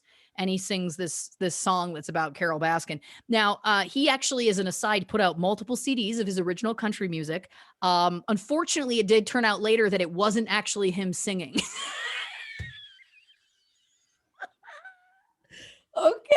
Okay. Which just feels, again, like, just feels right somehow. I don't know. Yeah. I mean, I'm already learning. I mean, I did write down, I've been writing occasional notes to show that I'm listening, to make sure that, I can speak back to certain things. The only note so far that I've written about Joe Exotic is Joe Exotic BDE, because I feel like there has to be some sort of just big dick energy, because if all these like straight dudes are like, I'm straight, and then it's like, but for him, like there's got to be something about him more than just like, sure, he's offered the money and drugs or whatever, but there's got to be something where it's just like, he's got an energy, you can't deny it.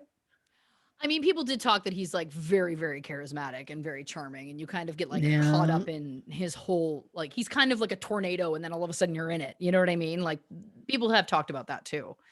Yeah. I mean, not a singer, but has but it's funny because when you watch the documentary, they start to show clips of the music videos and stuff, and you're like, oh, he's actually a pretty good singer. Wow. And then in a scene, he's like kind of singing along with his own CD in his truck, and you're like, he doesn't really. And then of course it comes out that it's like he actually paid somebody, and it wasn't him at all. Okay. Yeah. Speaking of somebody who just desperately wants to be famous, he is top of that list. Yeah. Number one offender. So, okay. So Carole wins this copyright suit, $1 million. Joe can't pay the money. He's bankrupt. He doesn't have it. Enter Jeff Lowe. Who is Jeff Lowe? Jeff Lowe is a wealthy, polyamorous man who offers to help Joe with money for some reason. It is BDE. it's very unclear to me why Joe trusted him and why Jeff wanted to help him. This is one thing that if you watch the documentary, you can see it's like they talk about it a little bit. I'm trying to pare this all down, but in general, it's kind of like, okay, but it just seems a little odd. There'll be more on that, but Jeff is very like, he's like an older-ish dude, but he wears like bandanas with like a baseball cap, a lot of like the bejeweled jeans. You remember those? Yes, I do. Yeah. Yeah. Very kind of like, Tom Hardy, not Tom Hardy. You know what I'm talking about. Yeah. Oh, why am I blanking? Tom Hardy. He's the actor, the brand. Ed Hardy. Ed Hardy. There it is. Yeah. Thank you very much. Tom Hardy, different guy. So Jeff is like, don't worry, I'll help you with money. So he basically comes in as a partner, but it's kind of his zoo at this point, even though, it has to be in his name because he's the one with the money. He brings in a friend named Alan Glover, who is an ex-criminal. And Alan is basically going to be the person who does a lot of manual labor at the zoo. He's kind of just like the, I don't know, go-to guy. And he's going to do some like real work. So Jeff, he's based out of Las Vegas. But of course, this zoo, I should have also mentioned, oh God, I didn't even mention the location, but I believe it's in Kentucky. I might be wrong. We'll get back to that. Point being, he is going from the South to Vegas with tiger cubs, which he puts in his suitcases. And he starts offering these cub petting experiences where he will go to your hotel room in Vegas, open the suitcase, and he'll have however many tiger cubs in there. So you can have this private, up close VIP, experience. Of course, he eventually gets arrested for doing this. But at the time, he's also found with guns. And because of he has a criminal record, that's a huge problem. That's like an open and shut, you're an ex-felon or whatever, and you get caught with guns, you're in deep trouble. Sure. But to date, he has never been tried on those charges. And it would have been a completely easy open and shut case.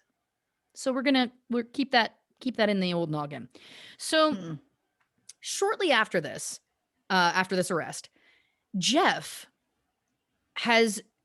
goes to the feds, goes to the FBI, and tells them that Joe Exotic offered his friend Alan Glover $3,000 to go to Florida to kill Carole Baskin. Alan took the money, made the trip, but did not kill Carole. So Joe claims that the money was a loan and Alan was going to pay it back when he got his Social Security check. The odd part is that technically at this point it's Jeff Lowe's money because again, we've established Joe has no money. Jeff Lowe has come in with money. It's his zoo. So it's weird that Joe would be the one lending the money because it's not his money to lend. Odd.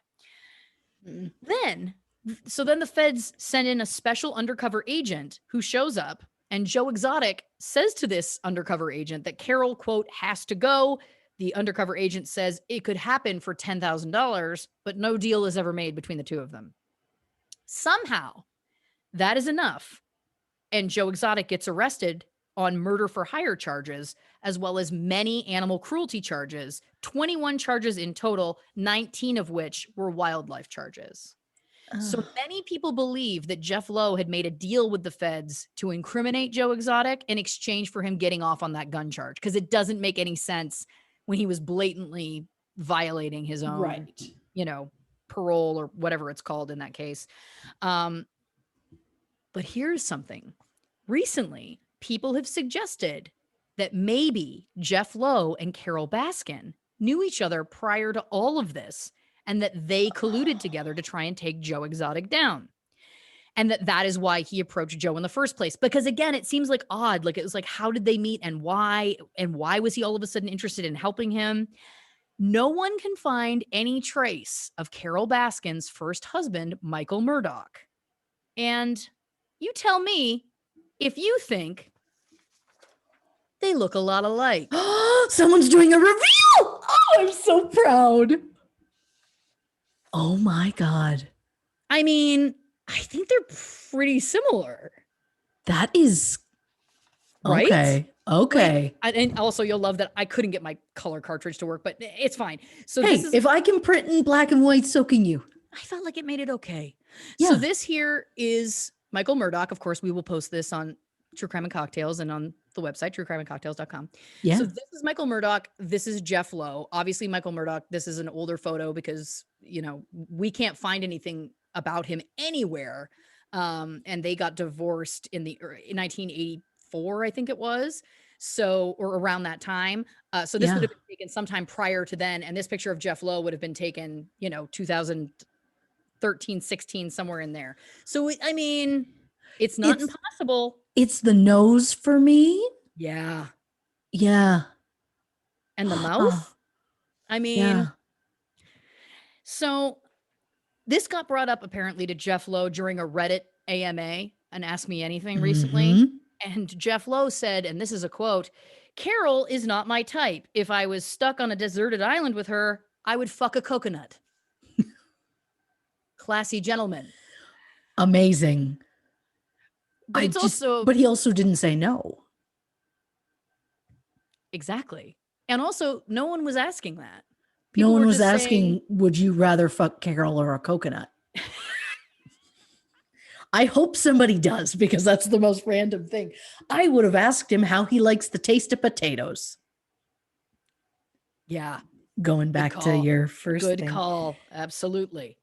So in the court case against Joe Exotic, something that was interesting was the prosecution presented the animal cruelty charges first. And apparently that's typically very rare. Usually in cases where you're tried against many different things, the case that's the most serious charge would go first. They would try and argue that first. But there's speculation that because they didn't really have much of a case against him in the murder for hire charges, that they wanted to start with the animal abuse charges to paint him in a really bad light. So then it could sway the jury to convict him on the murder for hire charge, which they did. It worked because what they came up with was they actually were able to exhume 5 bodies of tigers that they were able to do autopsies on. And it was shown that these were completely healthy tigers that had been killed only to make space in the zoo and for money reasons, not because they were sick or dying. Joe Exotic claims that he only ever killed, euthanized tigers that were sick or dying. But that is not the case. And other people who have worked for him have come forward since then saying that they did witness Joe killing animals, that he would just like shoot them in the face or shoot them in the head or whatever. And one of the people that worked for him was a gentleman named Eric Cowie. And he is heartbreaking to watch in the documentary because he worked there for years and years and years. And it did seem that he did genuinely really, really love the animals. And he took the stand during the trial and literally cried on the trial, remembering how Joe would consistently kill innocent animals for no reason, with no remorse. And I think that was obviously very impactful because he was a, tough guy and he broke down on the stand and stuff like that. Carole Baskin took the stand in the trial. She said she feared for her life because of him. They showed his internet TV show where there was footage of him shooting a blow up doll of Carole Baskin in the head, hanging an effigy of her. Again, it didn't paint him in a great light. Other people on Joe's side thought that it was wrong that John Reinke never got to take the stand. He was a park manager for 14 years. It's like, well, shouldn't you have talked to him? But at the last second, he was cut from the witness list. People think that the prosecution saw that the jury was, probably going to, find in their favor. So they cut him because they thought, maybe he'll make them like Joe or something, and we can't risk it. So Joe Exotic believes unequivocally that Jeff Lowe set him up. He also really hoped for a pardon from President Trump right before Trump left office. He did not get one. I don't know if you saw that in the news, but he had gotten a limo to wait outside of the prison because he was so convinced it was going to happen. Yeah. And it didn't happen, which is just, it's so good. And, for a lot of people too. And again, I've really blown through the Tiger King documentary. It is worth watching. But for a lot of people, the number one overall feeling is that, he spent so much of his life mistreating these animals, keeping all of these animals in cages, that it does feel fitting that now he himself is in a cage, which does feel poetic. So Carole says the following about Joe Exotic. Joe and I had never, in fact, actually even had a conversation with each other prior to all of this, meaning the documentary. Yeah. So the whole idea that was painted as this big feud between us was just fabricated for the purpose of the show. I did go after him because he's one of the people that I felt was abusing and exploiting big cats. I go after all the big guys, and he was just one out of the dozen or so that were on the top of my list for places that need to stop abusing animals. But isn't that ironic, Carole? Because it seems like you yourself may be a bit of a hypocrite. Okay. It's not just paper shuffles, also like the direct pointed Carole. That means there's something coming, Oh, yeah. Yeah. So their website says that Big Cat Rescue was founded in 1992, the year after Carole and Don were married. But we know that, of course, at that time, it was called Wildlife on Easy Street. Now, it's hard to tell when it exactly changed names, but it does seem that it was under Wildlife on Easy Street until at least 2000, from what I could find.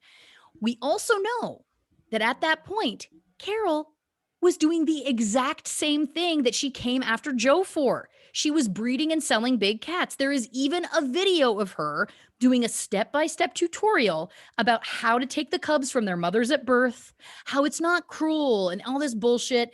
In 1998, Dateline visited Wildlife on Easy Street. Again, this is a year after Dawn went missing. And she was offering a bed and breakfast experience, and it was bed and breakfast with a twist. And it was this experience where you could go and stay in a cabin that was in an enclosure, and you would be in there with animals. So, but the animals in there, they went on to say, it was only the smaller, declawed ones. Oh. So if this woman is trying to make it sound like she is this completely, for the animals, altruistic activist, that is absolute bullshit. Because no activist, first of all, is going to declaw a house cat, let alone a jungle cat, wild cat. That's horrifying. Second of all, the fact that she was offering these experiences where people are going and sleeping, like, who knows what's happening with these random people in this cabin with these animals alone at night? Those animals could be getting mistreated by these strangers. That's horrible. And again, the fact that there's this video of her going step by step talking about, like, you take the baby away the day it's born from its mother.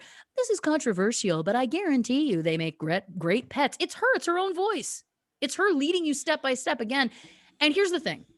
If at any point she had come out and said, I used to do this too, and I realized the error of my ways, and now I'm devoting my life to stopping other people from doing it, I can have at least some respect for that. But she doesn't. And she makes it sound like, when she talks about it, because she and Dawn got a large amount of animals that they, quote, saved from a fur farm, lynxes and some other cats. But she's never really, from what I could find, she's never really admitted publicly that she did this, basically the same thing. Now, granted, she wasn't doing the cub petting, she wasn't taking them out, but I think paying $75 a night to spend the night in a cabin with 2 cougar cubs loose, I don't agree with. Personally, I don't think that makes you a good animal activist. No. It's unclear whether there was an employee in there with you for the night. It didn't get into it in anything that I could find out, but it didn't appear that there was. At the time, the USDA said that Carole had violated the Animal Welfare Act, that the animals' water bowls and enclosures were not kept clean enough. There's also, of course, the declawing of large cats. There's also allowing them to be used in this way. And of course, also on top of the sleepover experience, she was also offering just letting people go in and handle and pet, again, the small cats that have been declawed.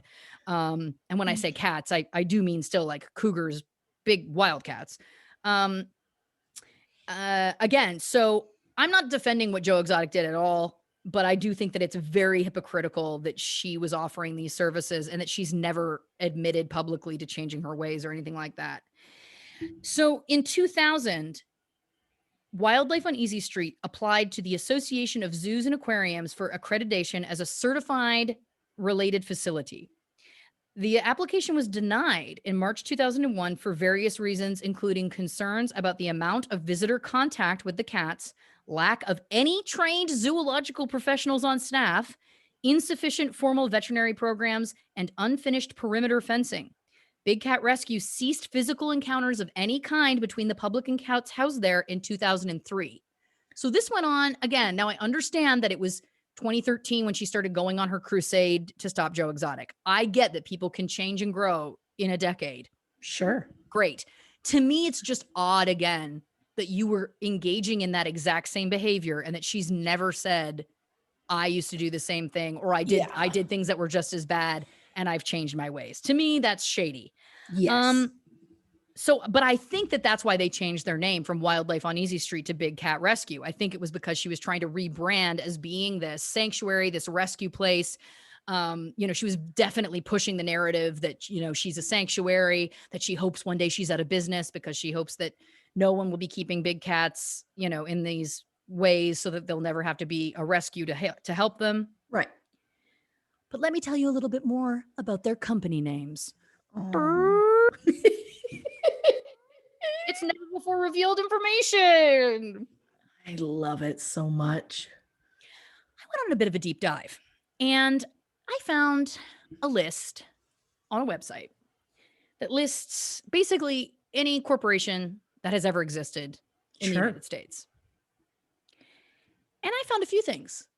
I found dozens of companies not only registered to the name Carole Baskin, but registered to the name Carole Lewis, Carole A. Lewis, Carole V. Lewis, Carole Ann Lewis.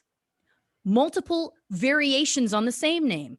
Big Cat Rescue and Sanctuary, Big Cat Haven Corp, Big Cats Inc., Big Cat Sanctuary Corp, Wildlife on Easy Street Inc., Wildcats on Wings Company. Now that one was a for-profit company. A lot of these were listed as nonprofits, but some of them were for-profits. But there's a few that really stood out to me. So first of all, it's interesting to me that why are there so many? Why are there so many names? Why are they all in different names, different variations on her own name? Why are some her maiden name? Why are some her married name? Why are some her further married name? Because on this website, it shows you anytime there's been a change in, like, if the company changes the president or whatever, it shows you that change, right? Right. Then I found more companies and more positions listed under her daughter's name. Now, her daughter's name is Jamie Murdock, Right. But there's ones listed as Jamie Murdock, Veronica Murdock. Her middle name is Veronica. Then there's some Jamie V. Murdock, V. Murdock. There's all these different variations on her name, her mother's name. And then it starts to get really fucking weird. And this is one of the things that I was like alone on my computer at 3 a.m. being like, oh my God, can someone see me through the computer? I feel like I'm being watched. Yeah. Yeah. One of the companies is called Diversified Commercial Services LLC. The fuck is that, right? Sure. Let me tell you a little bit about it. It is registered to Carole and her mother, Mary, in July 1998. That is almost exactly a year after Dawn went missing, to a P.O. box in Nevada. What business are you starting at from a P.O. box in Nevada with your mom? Because what that sounds like to me is a place to hide money. That's what that sounds like to me. Yeah. Right? And this and the expiration date on that company, 2498. That's when they listed the expiration date. So that was bought for 400 years or 500 years or whatever it is. What? So that company has since been dissolved at some point, but there are other branches of it. One is in Tampa, of course, where she lives, but I can't find out what it is. There's nowhere on the internet listing like what this company does. The Better Business Bureau has a listing for that name, but I can't tell if it's the same business or not because it's located in North Carolina and on its logo, it says for all your commercial property needs. And the people that are listed associated with the company are completely different people. So either this is a legitimate company because Dawn was into real estate and commercial properties potentially, and she was into that as well. Maybe she started this company and they all opened all these different branches, but it feels very strange to me that out of nowhere, a year after her husband's disappearance, she would open a company with her mother in Nevada when she was living in Florida. There's other ones like Carole A. Lewis, apparently, Trivest Investments, Inc. What is that? And again, some of these are nonprofits, but the ones I'm listing now are obviously for-profit companies. And some of them are domestic LLCs, but then some of them are foreign LLCs. So for example, the Trivest Investments, Inc., that was started in 1988. So that's prior to her marrying Don Lewis. But that lists Carole A. Lewis as the president. It lists Veronica Murdock as the treasurer and Veronica Murdock as the secretary. So it has to have been updated at some point because at the time in 1988, Veronica was a child. Do you see where I'm going with this? She was born in 1980. Yeah. And I know that because you told me earlier. And I made a note of it. But do you see what I'm saying?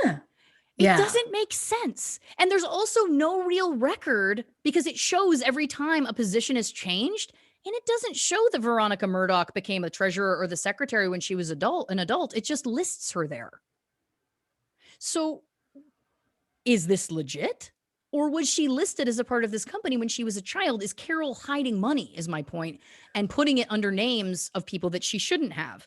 There's more of them. Another one that really stood out to me was, where is it? Here it is. United Truck and Trailer Sales, Inc. opened December 10th, 1976. I don't need to remind you that is Don's company because if you remember way back at the beginning of this episode, 75 hours ago, he bought the dump trucks. He bought 6 trucks. Carole Lewis is listed as secretary, president, treasurer, director, agent. Mary Stairs, her mother, is listed as secretary and also president. But there's no mention of Dawn. And again, on this site, unless I just don't know how to use it and I can't see it, but on other things, it shows people coming in and out. There's no mention of Dawn. And again, why is it that on that one, she's listed as Carole Lewis, but then on other ones, she's listed as Carole Baskin? And Carole Baskin was a name that didn't exist at the time.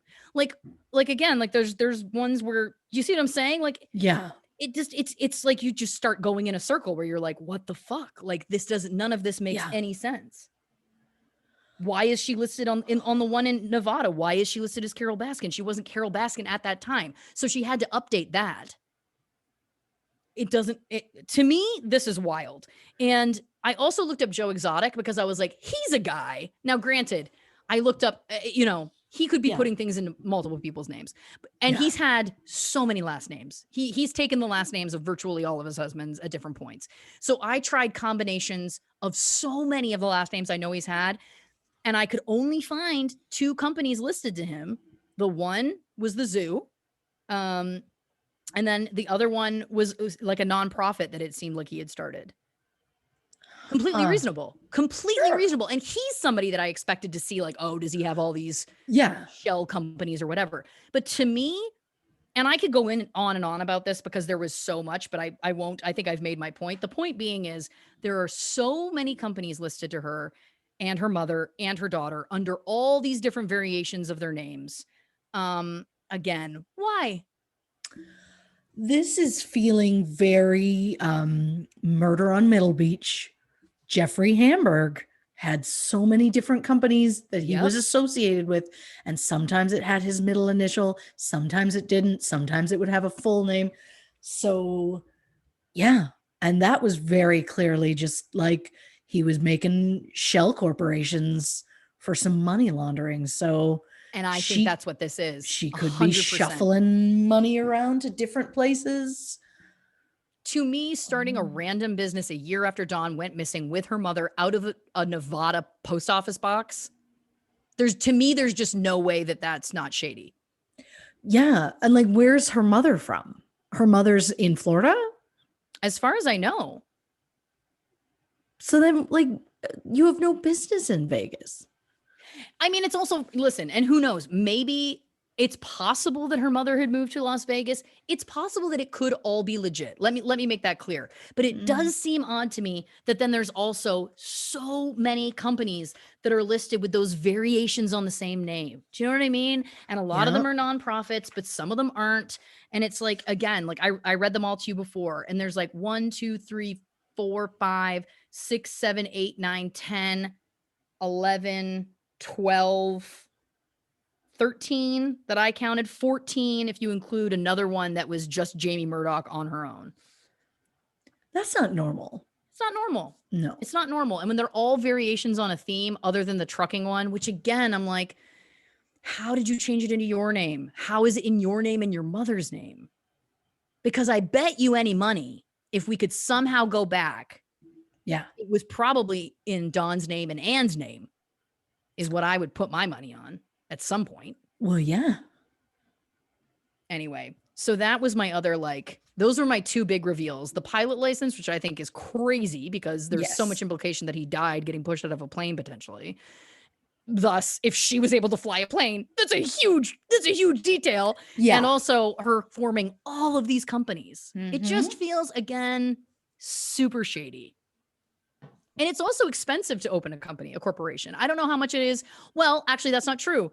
Earlier, I was talking about when she did it for a friend. Her friend wanted to open that nonprofit, and it was $700. I know that, and that was for a nonprofit. I know that if you start your own company for for-profit, I think it's a few grand now anyway. But the point being is that it's also like she's spending all this money to open all these companies. Clearly, she's trying to either move around or hide or whatever large sums of money. And it should also be noted that there was a lot of discrepancy about just how much money Dawn was worth at the time of his disappearance, but the closest number was 7 million. So that's a fair chunk of money to get to move around. Yeah. Because she did end up with the majority of it. She ended up with about 90% of it. I mean, yeah. So, okay. A few more things. We got a few more things to get through. There is one more big reveal, but there's still a lot. There's still a lot. I love that I was like, oh, there's not that much. There is. Okay.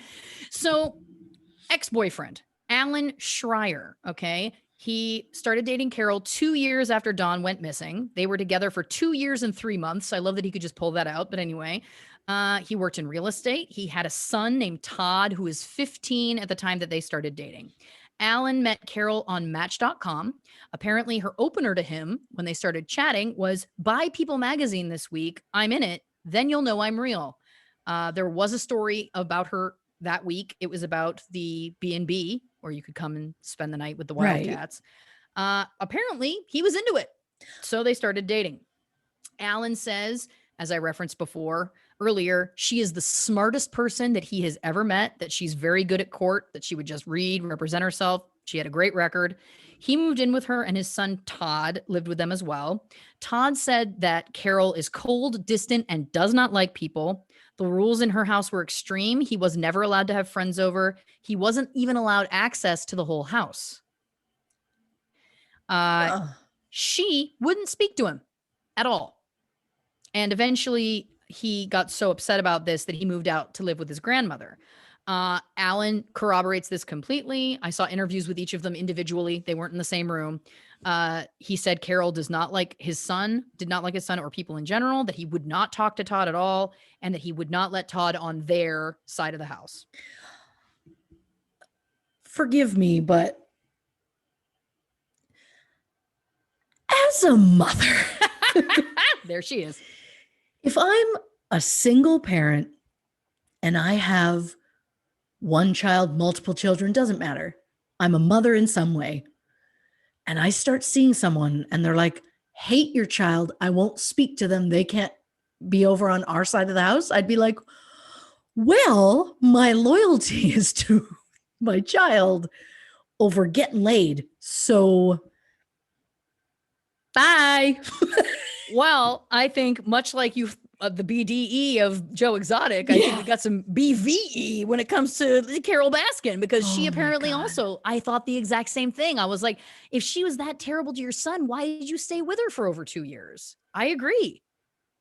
But again, does she have one of these very charming, I mean, again, a lot of sociopaths, not that we're painting her with that brush yet, who knows, but it's not uncommon for, well, but right, like it's not uncommon for them to be extremely charismatic and charming, although it sounds like she wasn't to most people, because a lot of people talked about how she was very cold and seemed to hate most people. It should also be noted that at that same time, Carole's own daughter, Jamie, was 18.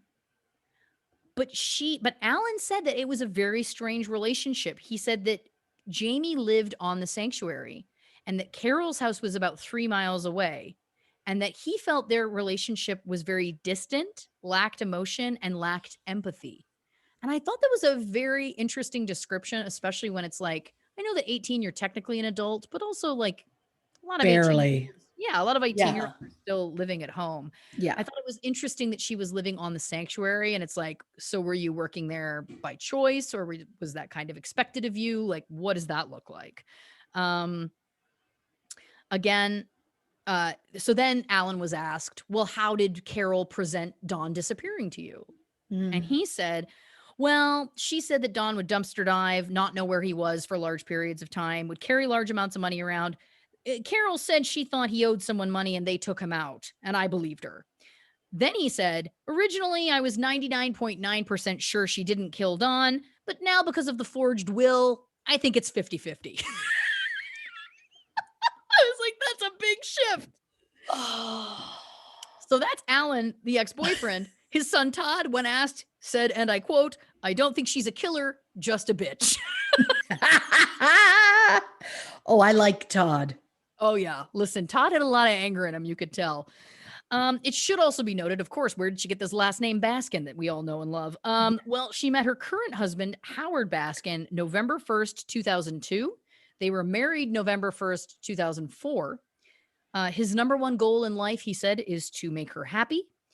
There's a bunch of wedding photos, which I would like to post if we can in the case file and whatnot. I should have printed one out. I forgot. But she's in a wedding dress on the beach, and he's wearing kind of like a cheetah print toga and carrying a club, kind of Fred Flintstone-y. But then in one of them, they've put a leash on him, and she's kind of walking him around on a leash. No. Yeah. And I was like, I feel like we're seeing into a bedroom we don't want to see into. Oh, we've now seen. Yeah. But then to answer your question, I don't know. I get the impression that Carole's kind of, for lack of a better term, she's a tiger in the sack. I mean, there's got to be the joke about her being a cougar. Oh, yeah. Wildcat. I mean, they're all there. Yeah. I mean, the fact that, so many guys go for her, it just makes me think, she does a lot of stuff that they're into, you know? Yeah. This leash Yeah. business is. I'm going to say, I'm going to say that she probably is on the more open-minded end of the spectrum, it would appear. Yes. Which, hey, great. Good for you. Yeah, God good for bless you. We're not judging her for that. We're judging her for the death. Oh yeah, the And murders, the forgeries, and the mistreating of animals. and all of the weird companies, and there's lots to judge. Weird sex stuff? No. Weird companies? Yes. You know, that's our judgment level. But I think what you, to clarify, I think what you're kind of like zeroing in on, which I don't blame you for, is what is it about this woman that if a man is seeing his son mistreated by this woman to the point she will not speak to him, she's mistreating him, she has a very odd disappearance of her last husband, but he still stays for over 2 years. What you're honing in on is like, there's got to be a reason. Like, what is it about this woman who everyone describes as cold? Yes. Yeah. I assume she's cold to like anybody she's not into. That's what it kind of sounds like from most people. Yeah. Yeah. All right. We're moving on to a name you've heard earlier that I said, put it in the old noggin. And that name is Kenny Farr. Now, to refresh you, he was the handyman that worked for Carole and Don, building cages, tending the enclosures. He worked with them for many years. They were very, very close. His wife, Trish, his wife at the time, they are now split, but she said that at the time when Don was still alive, he was working 7 days a week. Kenny was always with Carole and Don. In the original Tiger King documentary, Kenny said Carole would have lost absolutely everything in a divorce. He said Don was worth $20 million, even though he wasn't worth more than about 7. He said Don would bury cash and gold bars. He said that Don told Kenny, if I can pull this off, it will be the slickest thing I've ever done in my life. That was apparently the last thing he ever said to Kenny. Now, just a reminder, setting up the illusion that he was trying to run away to Costa Rica or fake his own death, etc. This story could fit in with that. Sure. Right? And why that matters is this.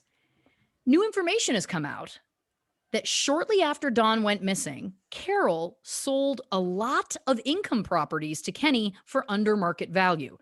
Kenny's ex-wife, Trish, says that 1 month to the day after Don disappeared, Carole gave Kenny 3 properties. Now, these were income properties, so it was bits of land where people were living on them in trailers and that kind of thing and had to pay rent or like, whatever.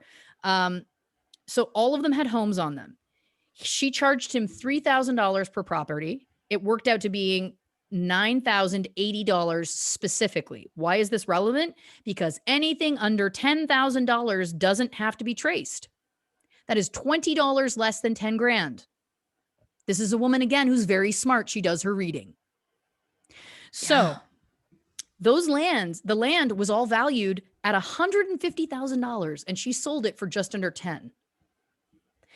4 days later, after that, she gave him 3 more properties. This is Kenny the handyman. I want to remind you of this, okay? So Trish, Kenny's wife at the time, did not give any of this information to the police until 2 to 3 years later, because at the time of all of this, she says Kenny was very abusive and that she feared for her own safety and the safety of her children, so she stayed quiet. But then once they finally split, she was like, here's the tea. Sure. And it is, the one thing that is a fact is Kenny was eventually convicted of domestic battery. He threatened Trish with firearms in front of the children. And that is when she got out of the relationship and told police all of this info, and buckle up because there's a lot to come. So like I said, Kenny worked 7 days a week. He was never at home. So she specifically remembers Saturday, August 17th, 1997, because he was home.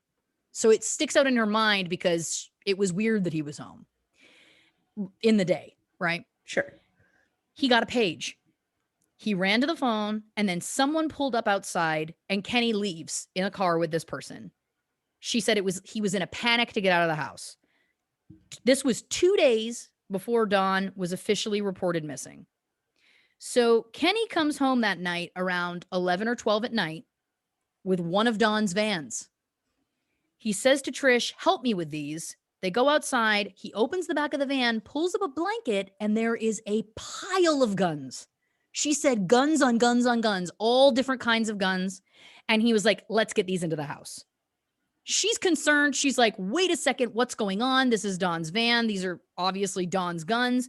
He said, listen, Don's gone. No one knows where he's at. And I don't want you talking to anybody about this. This is 2 days before he's reported missing.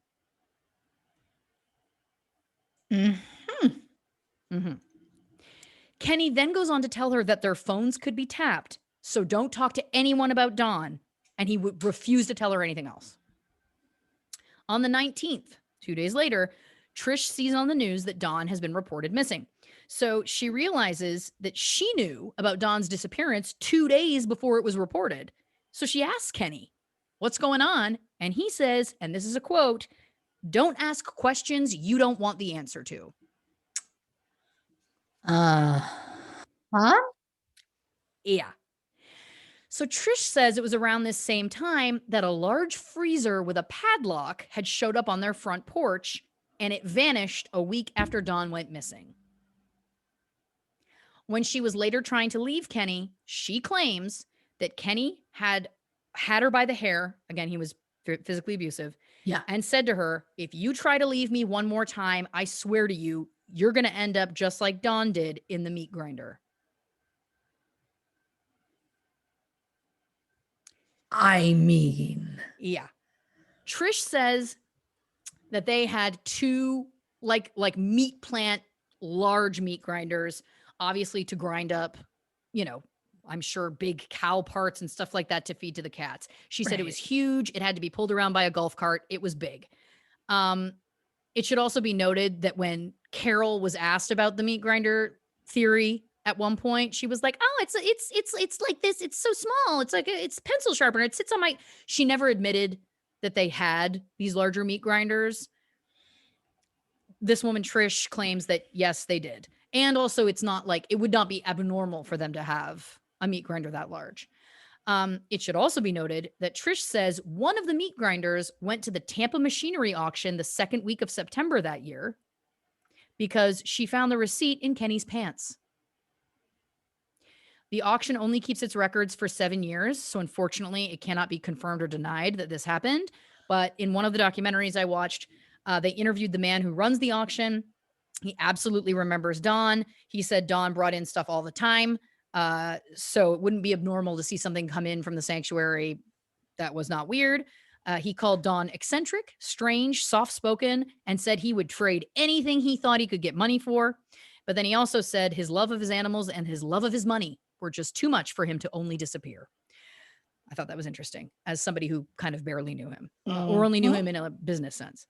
Sure. So the 48 Hours documentary that I watched said they heard from Kenny in an email in which he said, I have no idea why my ex-wife has come out with an outlandish lie. I cooperated with authorities at the time of Dawn's disappearance and took a polygraph. I had absolutely nothing to do with Dawn's disappearance or any knowledge of it. But let's keep in mind, he was given these money-making properties that were bringing in a lot of money. She sold them to him for basically nothing. Carole has said she loves Kenny, quote, like a son. And I think he was the only employee that she kept after Dawn disappeared. After he disappeared, she fired absolutely everyone. She got rid of absolutely everything that was Dawn's. And then there was speculation that someone said, I don't know if this is true or not, that she never wanted to hear his name again. Spoken in the house. So, yes. So that's Kenny Farr, which again, when we get into the theories, again, all of these things will come back. But the last thing we need to talk about, obviously, is Dawn's family and where they are in all of this at this point. So before he disappeared, Dawn told Gladys, you'll remember his first wife. Yes. That Carole was very dangerous. He said specifically he was done with her. He's getting a divorce. He said, stay away from her, keep the kids away from her, keep the grandkids away from her. She's dangerous. This is what Gladys has said. So both Carole and Dawn's family have both said that Dawn had this girlfriend in Costa Rica. They've both confirmed it. There was speculation that Carole said that he would plan his trips down to see this girlfriend when Carole was on her period. I don't know if that's true or not. Oh, yeah. Carole has said that he would often take clothing for a, quote, petite woman when he would go on these trips. It seemed like he was pretty open about the cheating. His lawyer knew about other women. Dale, the mechanic, knew about other women. Kenny knew about the other women. It feels like this was just kind of his thing. Like, it didn't really feel like he was maybe hiding it that hard. Yeah. Yeah. Now, my question is, Carole met him when she was 20 and he was 42, and they had this illicit affair for 10 years. She was the, sought after hot young mistress. How does she feel when she's no longer the sought after hot young mistress? You know what I mean? Did she think that maybe she was going to be enough for him? She was going to change him, that he would never cheat on her? Apparently, in one of her diary entries, she did say, "I wish there was some way out for me." Whether that's true or not, who knows? So the will would not come into play unless he died, and you cannot claim that a person is dead when they've been missing, unless they've been missing for 5 years. Carole filed for yeah. God. Carole filed his death certificate almost 5 years to the day later. Mm-hmm. And him being legally declared dead gave her all the assets. So Carole took all of the property out of Don's name, out of his family's names, put it all in her own name. She claimed that Don had disowned Gladys and all of the children when Gladys came after him for more money once in court. She claimed that Don said he didn't want them to have any money, that he said, write them out of the will. And Carole said that didn't sit right with her. So she didn't take them out of the will completely, and she went against Don's wishes. Because she knew the ex-wife would come after her. Well, but get this. Then Don's family went public, starting to bring up their suspicions and concerns about his disappearance and trying to find them. Carole then said, I was going to give you guys 10%, but now I'm not. Mm-hmm. Huh? So in the end, his family did end up with about 10%, but Carole got everything else. And keeping in mind that he was worth around $7 million, and I think it was probably more because he was burying money in the ground. So if you could find it, you could probably keep it. That's a lot of money. I mean, 90% of that is a lot of money. Obviously, we don't need to do the math. Don't put me on the spot. I'm doing my best here. You're doing great. Thank you so much. But then Don's family continued to do press. They continued to be public. And Carole apparently said, you need to stop or I will go after you for the money that you do have. And they apparently were so scared of her that they did drop out of the public eye for a while because, again, as you very astutely said very early in this episode, so everybody's just afraid of Carole? Yes, that is the case. So this is also something that is a fun tidbit. There was never a memorial or funeral for Don. Carole said that she opened the letter when his death certificate arrived, and she said she opened it, looked at it, looked out the window, and the next thing she knew, the sun had gone down and she had zoned out for hours. And that was the closest thing she had to a memorial. Oh my God. Mm-hmm. I was like, that doesn't really sound like a memorial. And also, memorials are for more than just you. Yeah, I mean, she definitely takes me as the self-involved type. Yeah. Yeah. But I want so badly to like her because she seems really smart and like I want women to do well. I want, of course, women to succeed, but not this one. Not this one. No, not if she's done this crime and possibly other crimes, specifically when one's a murder. Yeah. Okay. So Don's kids have demanded that police DNA test the meat grinder and that's left on the property. The sheriff just wouldn't. Wouldn't. And then Carole, as I said, she only talks about the small one in the kitchen. She never references whether they had other big ones. I can't get a confirmation about whether they did or didn't in fact have the big ones. Again, this Trish Farr woman said that they definitely did. Who knows? But in the interview where she's talking about this, and she talks very openly about all of this in interviews, which is also odd to me, but she literally starts laughing. She's like, I couldn't even fit his hand in the meat grinder. And it's like, that feels like something that maybe A, I don't know, don't talk about at all, or B, maybe don't start laughing about it. Well, I mean, laughter could easily be like an uncomfortable, she's trying to hide something. So anytime she brings something up, she's going to just like, right? Well, there was also an interview, and now I'm going to do my best to try and recreate it. It's not going to be verbatim, but she does an interview where she talks about basically how awful it is that she can't be vindicated. So, but then she switches really quickly. So she's like, it's so frustrating. You can't be like, I didn't do it. But it's very sad. She literally switches that quickly. It's chilling to watch. It's literally like one of those things where it was like she accidentally let her real self show for a second and then realized, holy shit, that doesn't look good. You literally were just making this man's disappearance and possible death about yourself. You should be a grieving widow, and pull it back. Like, I'll try and find that clip to post because it's chilling. Yeah. And just felt like it felt very like it was a stage performance. Yeah. So now up to date, Gladys and Dawn's kids are pressing for answers. They're suing now literally just to get information. That they're not even suing her specifically. They're just trying to get information to see who they could even file against.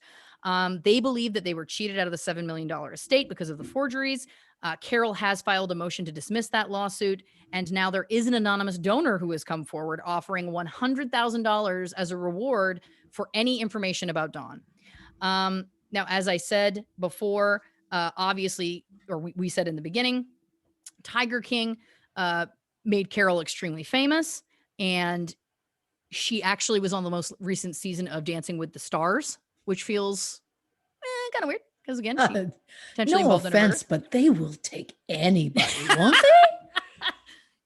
I mean, that feels interesting. But here's something, and I didn't realize this because I don't watch the show, but when she was on the show in her debut episode, Dawn's family took out an ad during the episode. So there was a commercial that aired that was calling for answers about his disappearance, which I thought was kind of a badass move.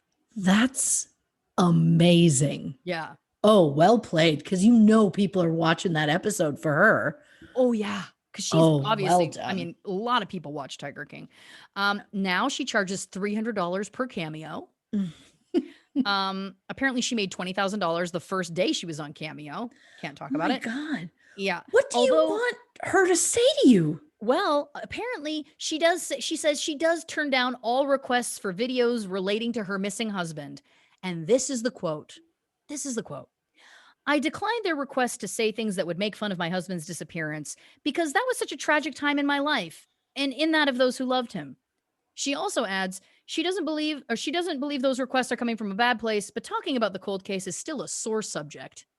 Did you love this man? Was there any, I understand that their relationship was on the rocks, but it just feels like I don't even know. It just feels like, again, she makes it all about herself. It's all about that was a hard time in my life. It's still a sore spot for me. Not the fact that it's I'm not going to make fun of my husband's disappearance because the man is probably dead and that feels like a disrespectful thing to do. Yeah. I also, Sharky just popped up on the table there, looked off, and then just froze in this existential crisis, just staring into the soul. He knows we're talking bad things about cats. Not your kind of cats, buddy. No, and he's on the notes. He just keeps stepping on them. Okay. All right. So look, we're going to skip to the theories now.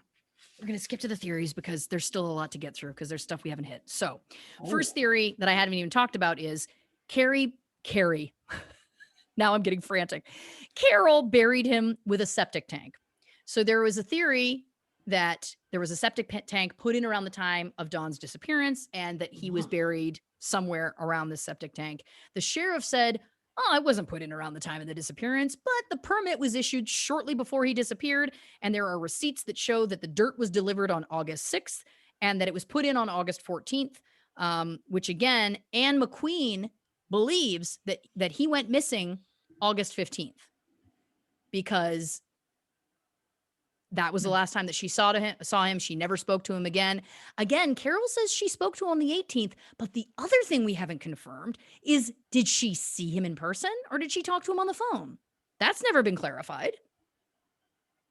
So for all we know, he went missing on the 15th, right after Anne saw him. In which case, there's days. I want to remind you, the 17th is when Kenny Farr got that phone call and then ran out of his house. And then it was the morning of the 18th at 3 a.m. that Carole Baskin is randomly driving the streets. So that's the first one. Next one. So a lot of people are saying, dig it up. see if there's remains, dig it up. But for some reason, they won't. Is it because her brother works for the sheriff's department? Who knows? I'm not sure if he still works there or not anymore, but he did at some point. In the thick of it, he did anyway. Another theory is he's alive and well in Costa Rica. He loved it there. It was his dream to live there. We know he had a girlfriend there. Apparently, there is a federal report that says he is alive and well in Costa Rica, but because this is an open case, the info is hush hush. Now, there's been no movement in any of his bank accounts or credit cards, but we know that he loved cash and buried it everywhere. So my question is, could he have been taking it down there every single time he took a trip and burying it in places in Costa Rica? Is it feasible that he could have had millions of dollars down there buried in the ground, and that he did want to fake his death to get away from Carole and all of the above, and that he's living off of his ground money? I think it's possible. Anne said he could have flown domestic out of Miami, though there isn't any proof of him flying. There's no mention of his name on flight manifests, and he had 2 passports, but neither were used that weekend. So that's I mean, I am very quick to say he's not alive and well in Costa Rica. And I mean, I don't have a lot to base that on, but I think like he had children with Gladys. Yeah. I don't think he'd just be like, well, I'll never speak to my children again. But also, I feel like if he really like fucked off and took off, and I think that Carole would do everything to be like, look, here's proof that he's alive. Leave me alone. Stop saying I've done this. Yep. So like, I get like fake your death so that something happens to her, but you obviously did a shitty job then. Right. Because they haven't pinned anything on her. So yeah. This is another, Absolutely. Is Tupac alive in the Mexico or the Caribbean or Cuba or wherever they said he was? And the answer is no, I don't think he's still alive. So. Right. Yeah. Well, then of course there's the plane crash theory. You know, Carole claimed he liked to fly illegally under the radar over the Gulf of Mexico. We also know he had a history of crashing, hadn't flown in years. My question is, isn't there a record of all of the planes that he owned? And couldn't we see if there's one that's not accounted for? That feels pretty. Doesn't that feel like yeah. Start? Anyway. Yeah, it does. Maybe it was a bad business deal. As I said, he fucked people out of their homes and made a lot of money doing it. Perhaps somebody just got angry about it and wanted him to go away. He had a criminal record. He had 21 misdemeanors and he had a felony for illegal environmental dumping. So this guy, you know, he wasn't afraid to break the law. He had a ton of guns, which I will remind you is also very illegal for a felon.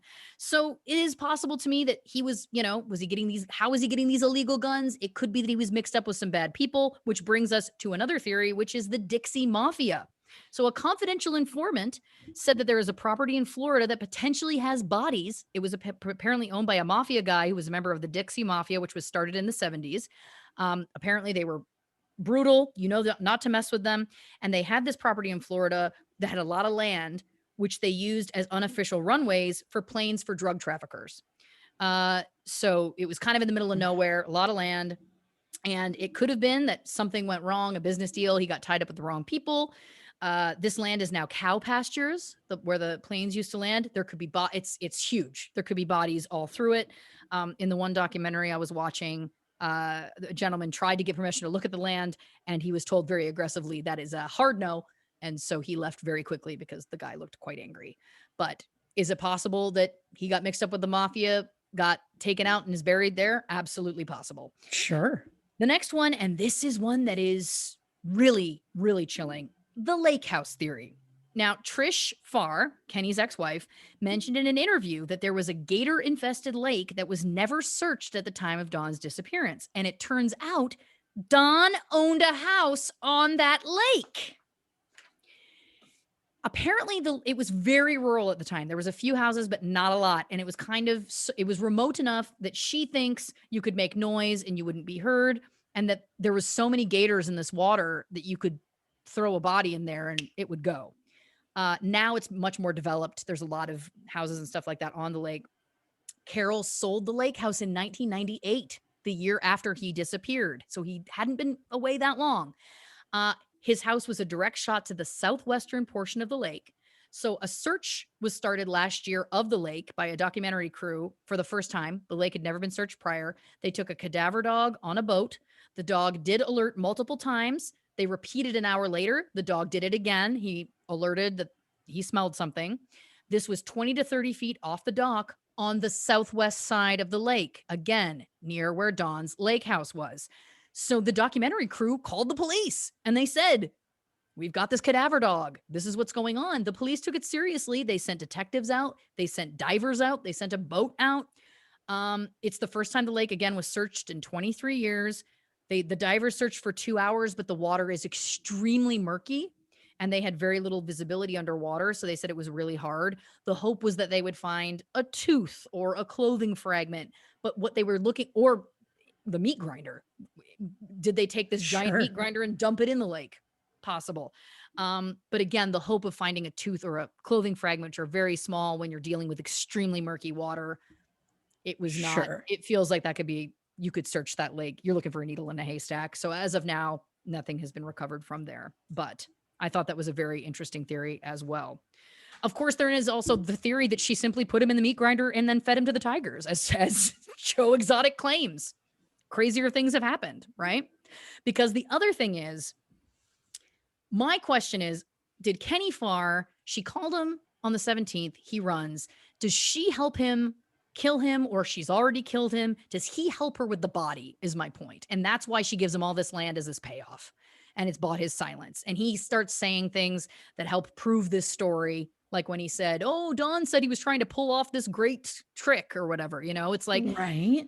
So the last kind of theory that I was going to get into, but it also would connect to the meat grinder theory because she wouldn't be able to potentially lift this body on her own. I'm saying, did Kenny help her? Yeah. She would have needed someone to help her. So throwing him out of a plane. Carole had pilot training, we've discovered tonight. She had access to multiple planes. He had many, many, many planes. Could Kenny have helped put him in a plane if he was potentially already dead even? And then either the two of them go, and while she's flying over the Gulf of Mexico, he dumps him out? Or did she pick Kenny up, take him to the airport, or get him to help load the body in the plane, and then she takes off with the body. He moves the van, right, to the airport or what have you. Again, I don't know about the timing of any of this. And then so he goes back to the house, loads all the guns into the van, and then drives back home. So they could have been working simultaneously is one of my other theories. But again, I don't have confirmation whether it was that she saw him at 6 o'clock in the morning on the 18th or that she spoke to him at 6 o'clock in the morning on the 18th. And again, as far as I can tell, I think it might be that they only spoke. But again, don't quote me. But if it is that they only spoke, why are we trusting her? Even if there was a call log, she could have had his cell phone and called herself from it. Yeah. She's smart enough. She's smart enough. Yeah. For sure, for sure. So in conclusion, dear listeners, what I'm saying is, do I think she was involved in some way, whether it be big or small? I do. Christy, what say you? This seems bold, but 100%, I think she did something to get rid of him. I think Kenny helped. I mean, I just feel like, what does Kenny's ex-wife have to gain by coming forward and saying things? Because if it was proven he was violent to her. Yeah. So wouldn't you be frightened that he might, if you come forward and say something against him, that he could still retaliate against you? Absolutely. And 100%. And the other thing about that too, is that she offered this lake house theory that, by the way, doesn't really implicate Kenny at all. So if you wanted to argue, is she just doing this to get back at her ex-husband? That theory kind of has nothing to do with him. I mean, it still does because whatever. But my point being is that she's offering more information like, hey, did you guys think about this? Which feels to me like it's like she may just have an active interest in trying to help. I mean, she could just trying to screw him over, but he admits to the guns. He admits to that whole thing. He's like, yeah, I took the guns. It's like, well, what about the fact that they were illegal guns? What about the fact that you were bringing them late at night?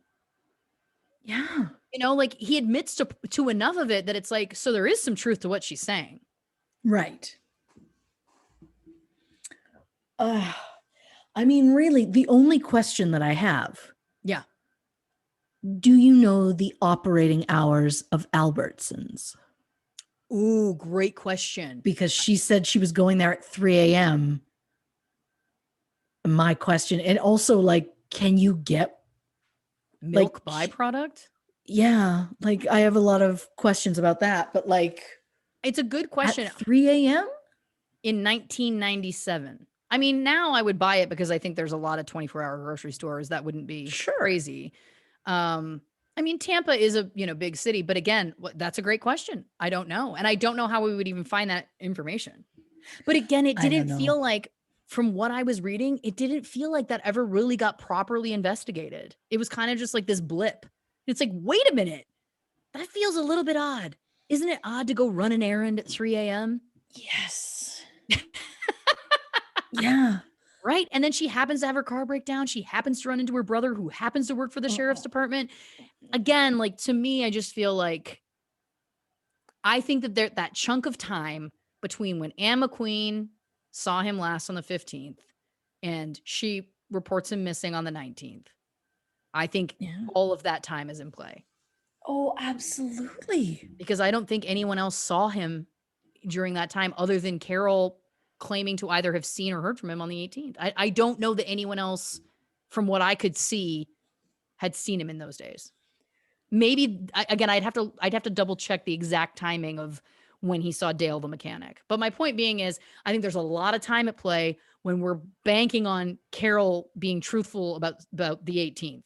If you take that off the table, there's tons and tons of time for lots of things to have happened. And of course, she's going to want to prolong it and be like, oh, I just talked to him. He's not missing. And then it was, oh, he was just here. Yeah. Just so that you give yourself time to dispose of the body. Yeah. It should also be noted too, that they talked about, like, if you give a tiger a whole turkey, it just eats it. Like, it eats it in the bones. I don't know what it poops out. I have no idea. But the point being is that, like, I think it could put away a man, is my point. Also, what bigger fuck you than feeding him to the tigers when she's like, he's like, I'm going to leave you. And she knows I'll have nothing. Yeah. And it's like, well, here we go. Hits him on the head with something, knocks him out. Who knows? She also had access to guns. She had access to those 2 handguns. And may I remind you, access to an arsenal of guns that they took out of that house. Right. And why did they want to move the guns? I mean, they were illegal guns, but, like, I don't know. There's so many. Again, it's why all these cases are unsolved, and it's why we want to talk about them, because they truly are just head scratchers.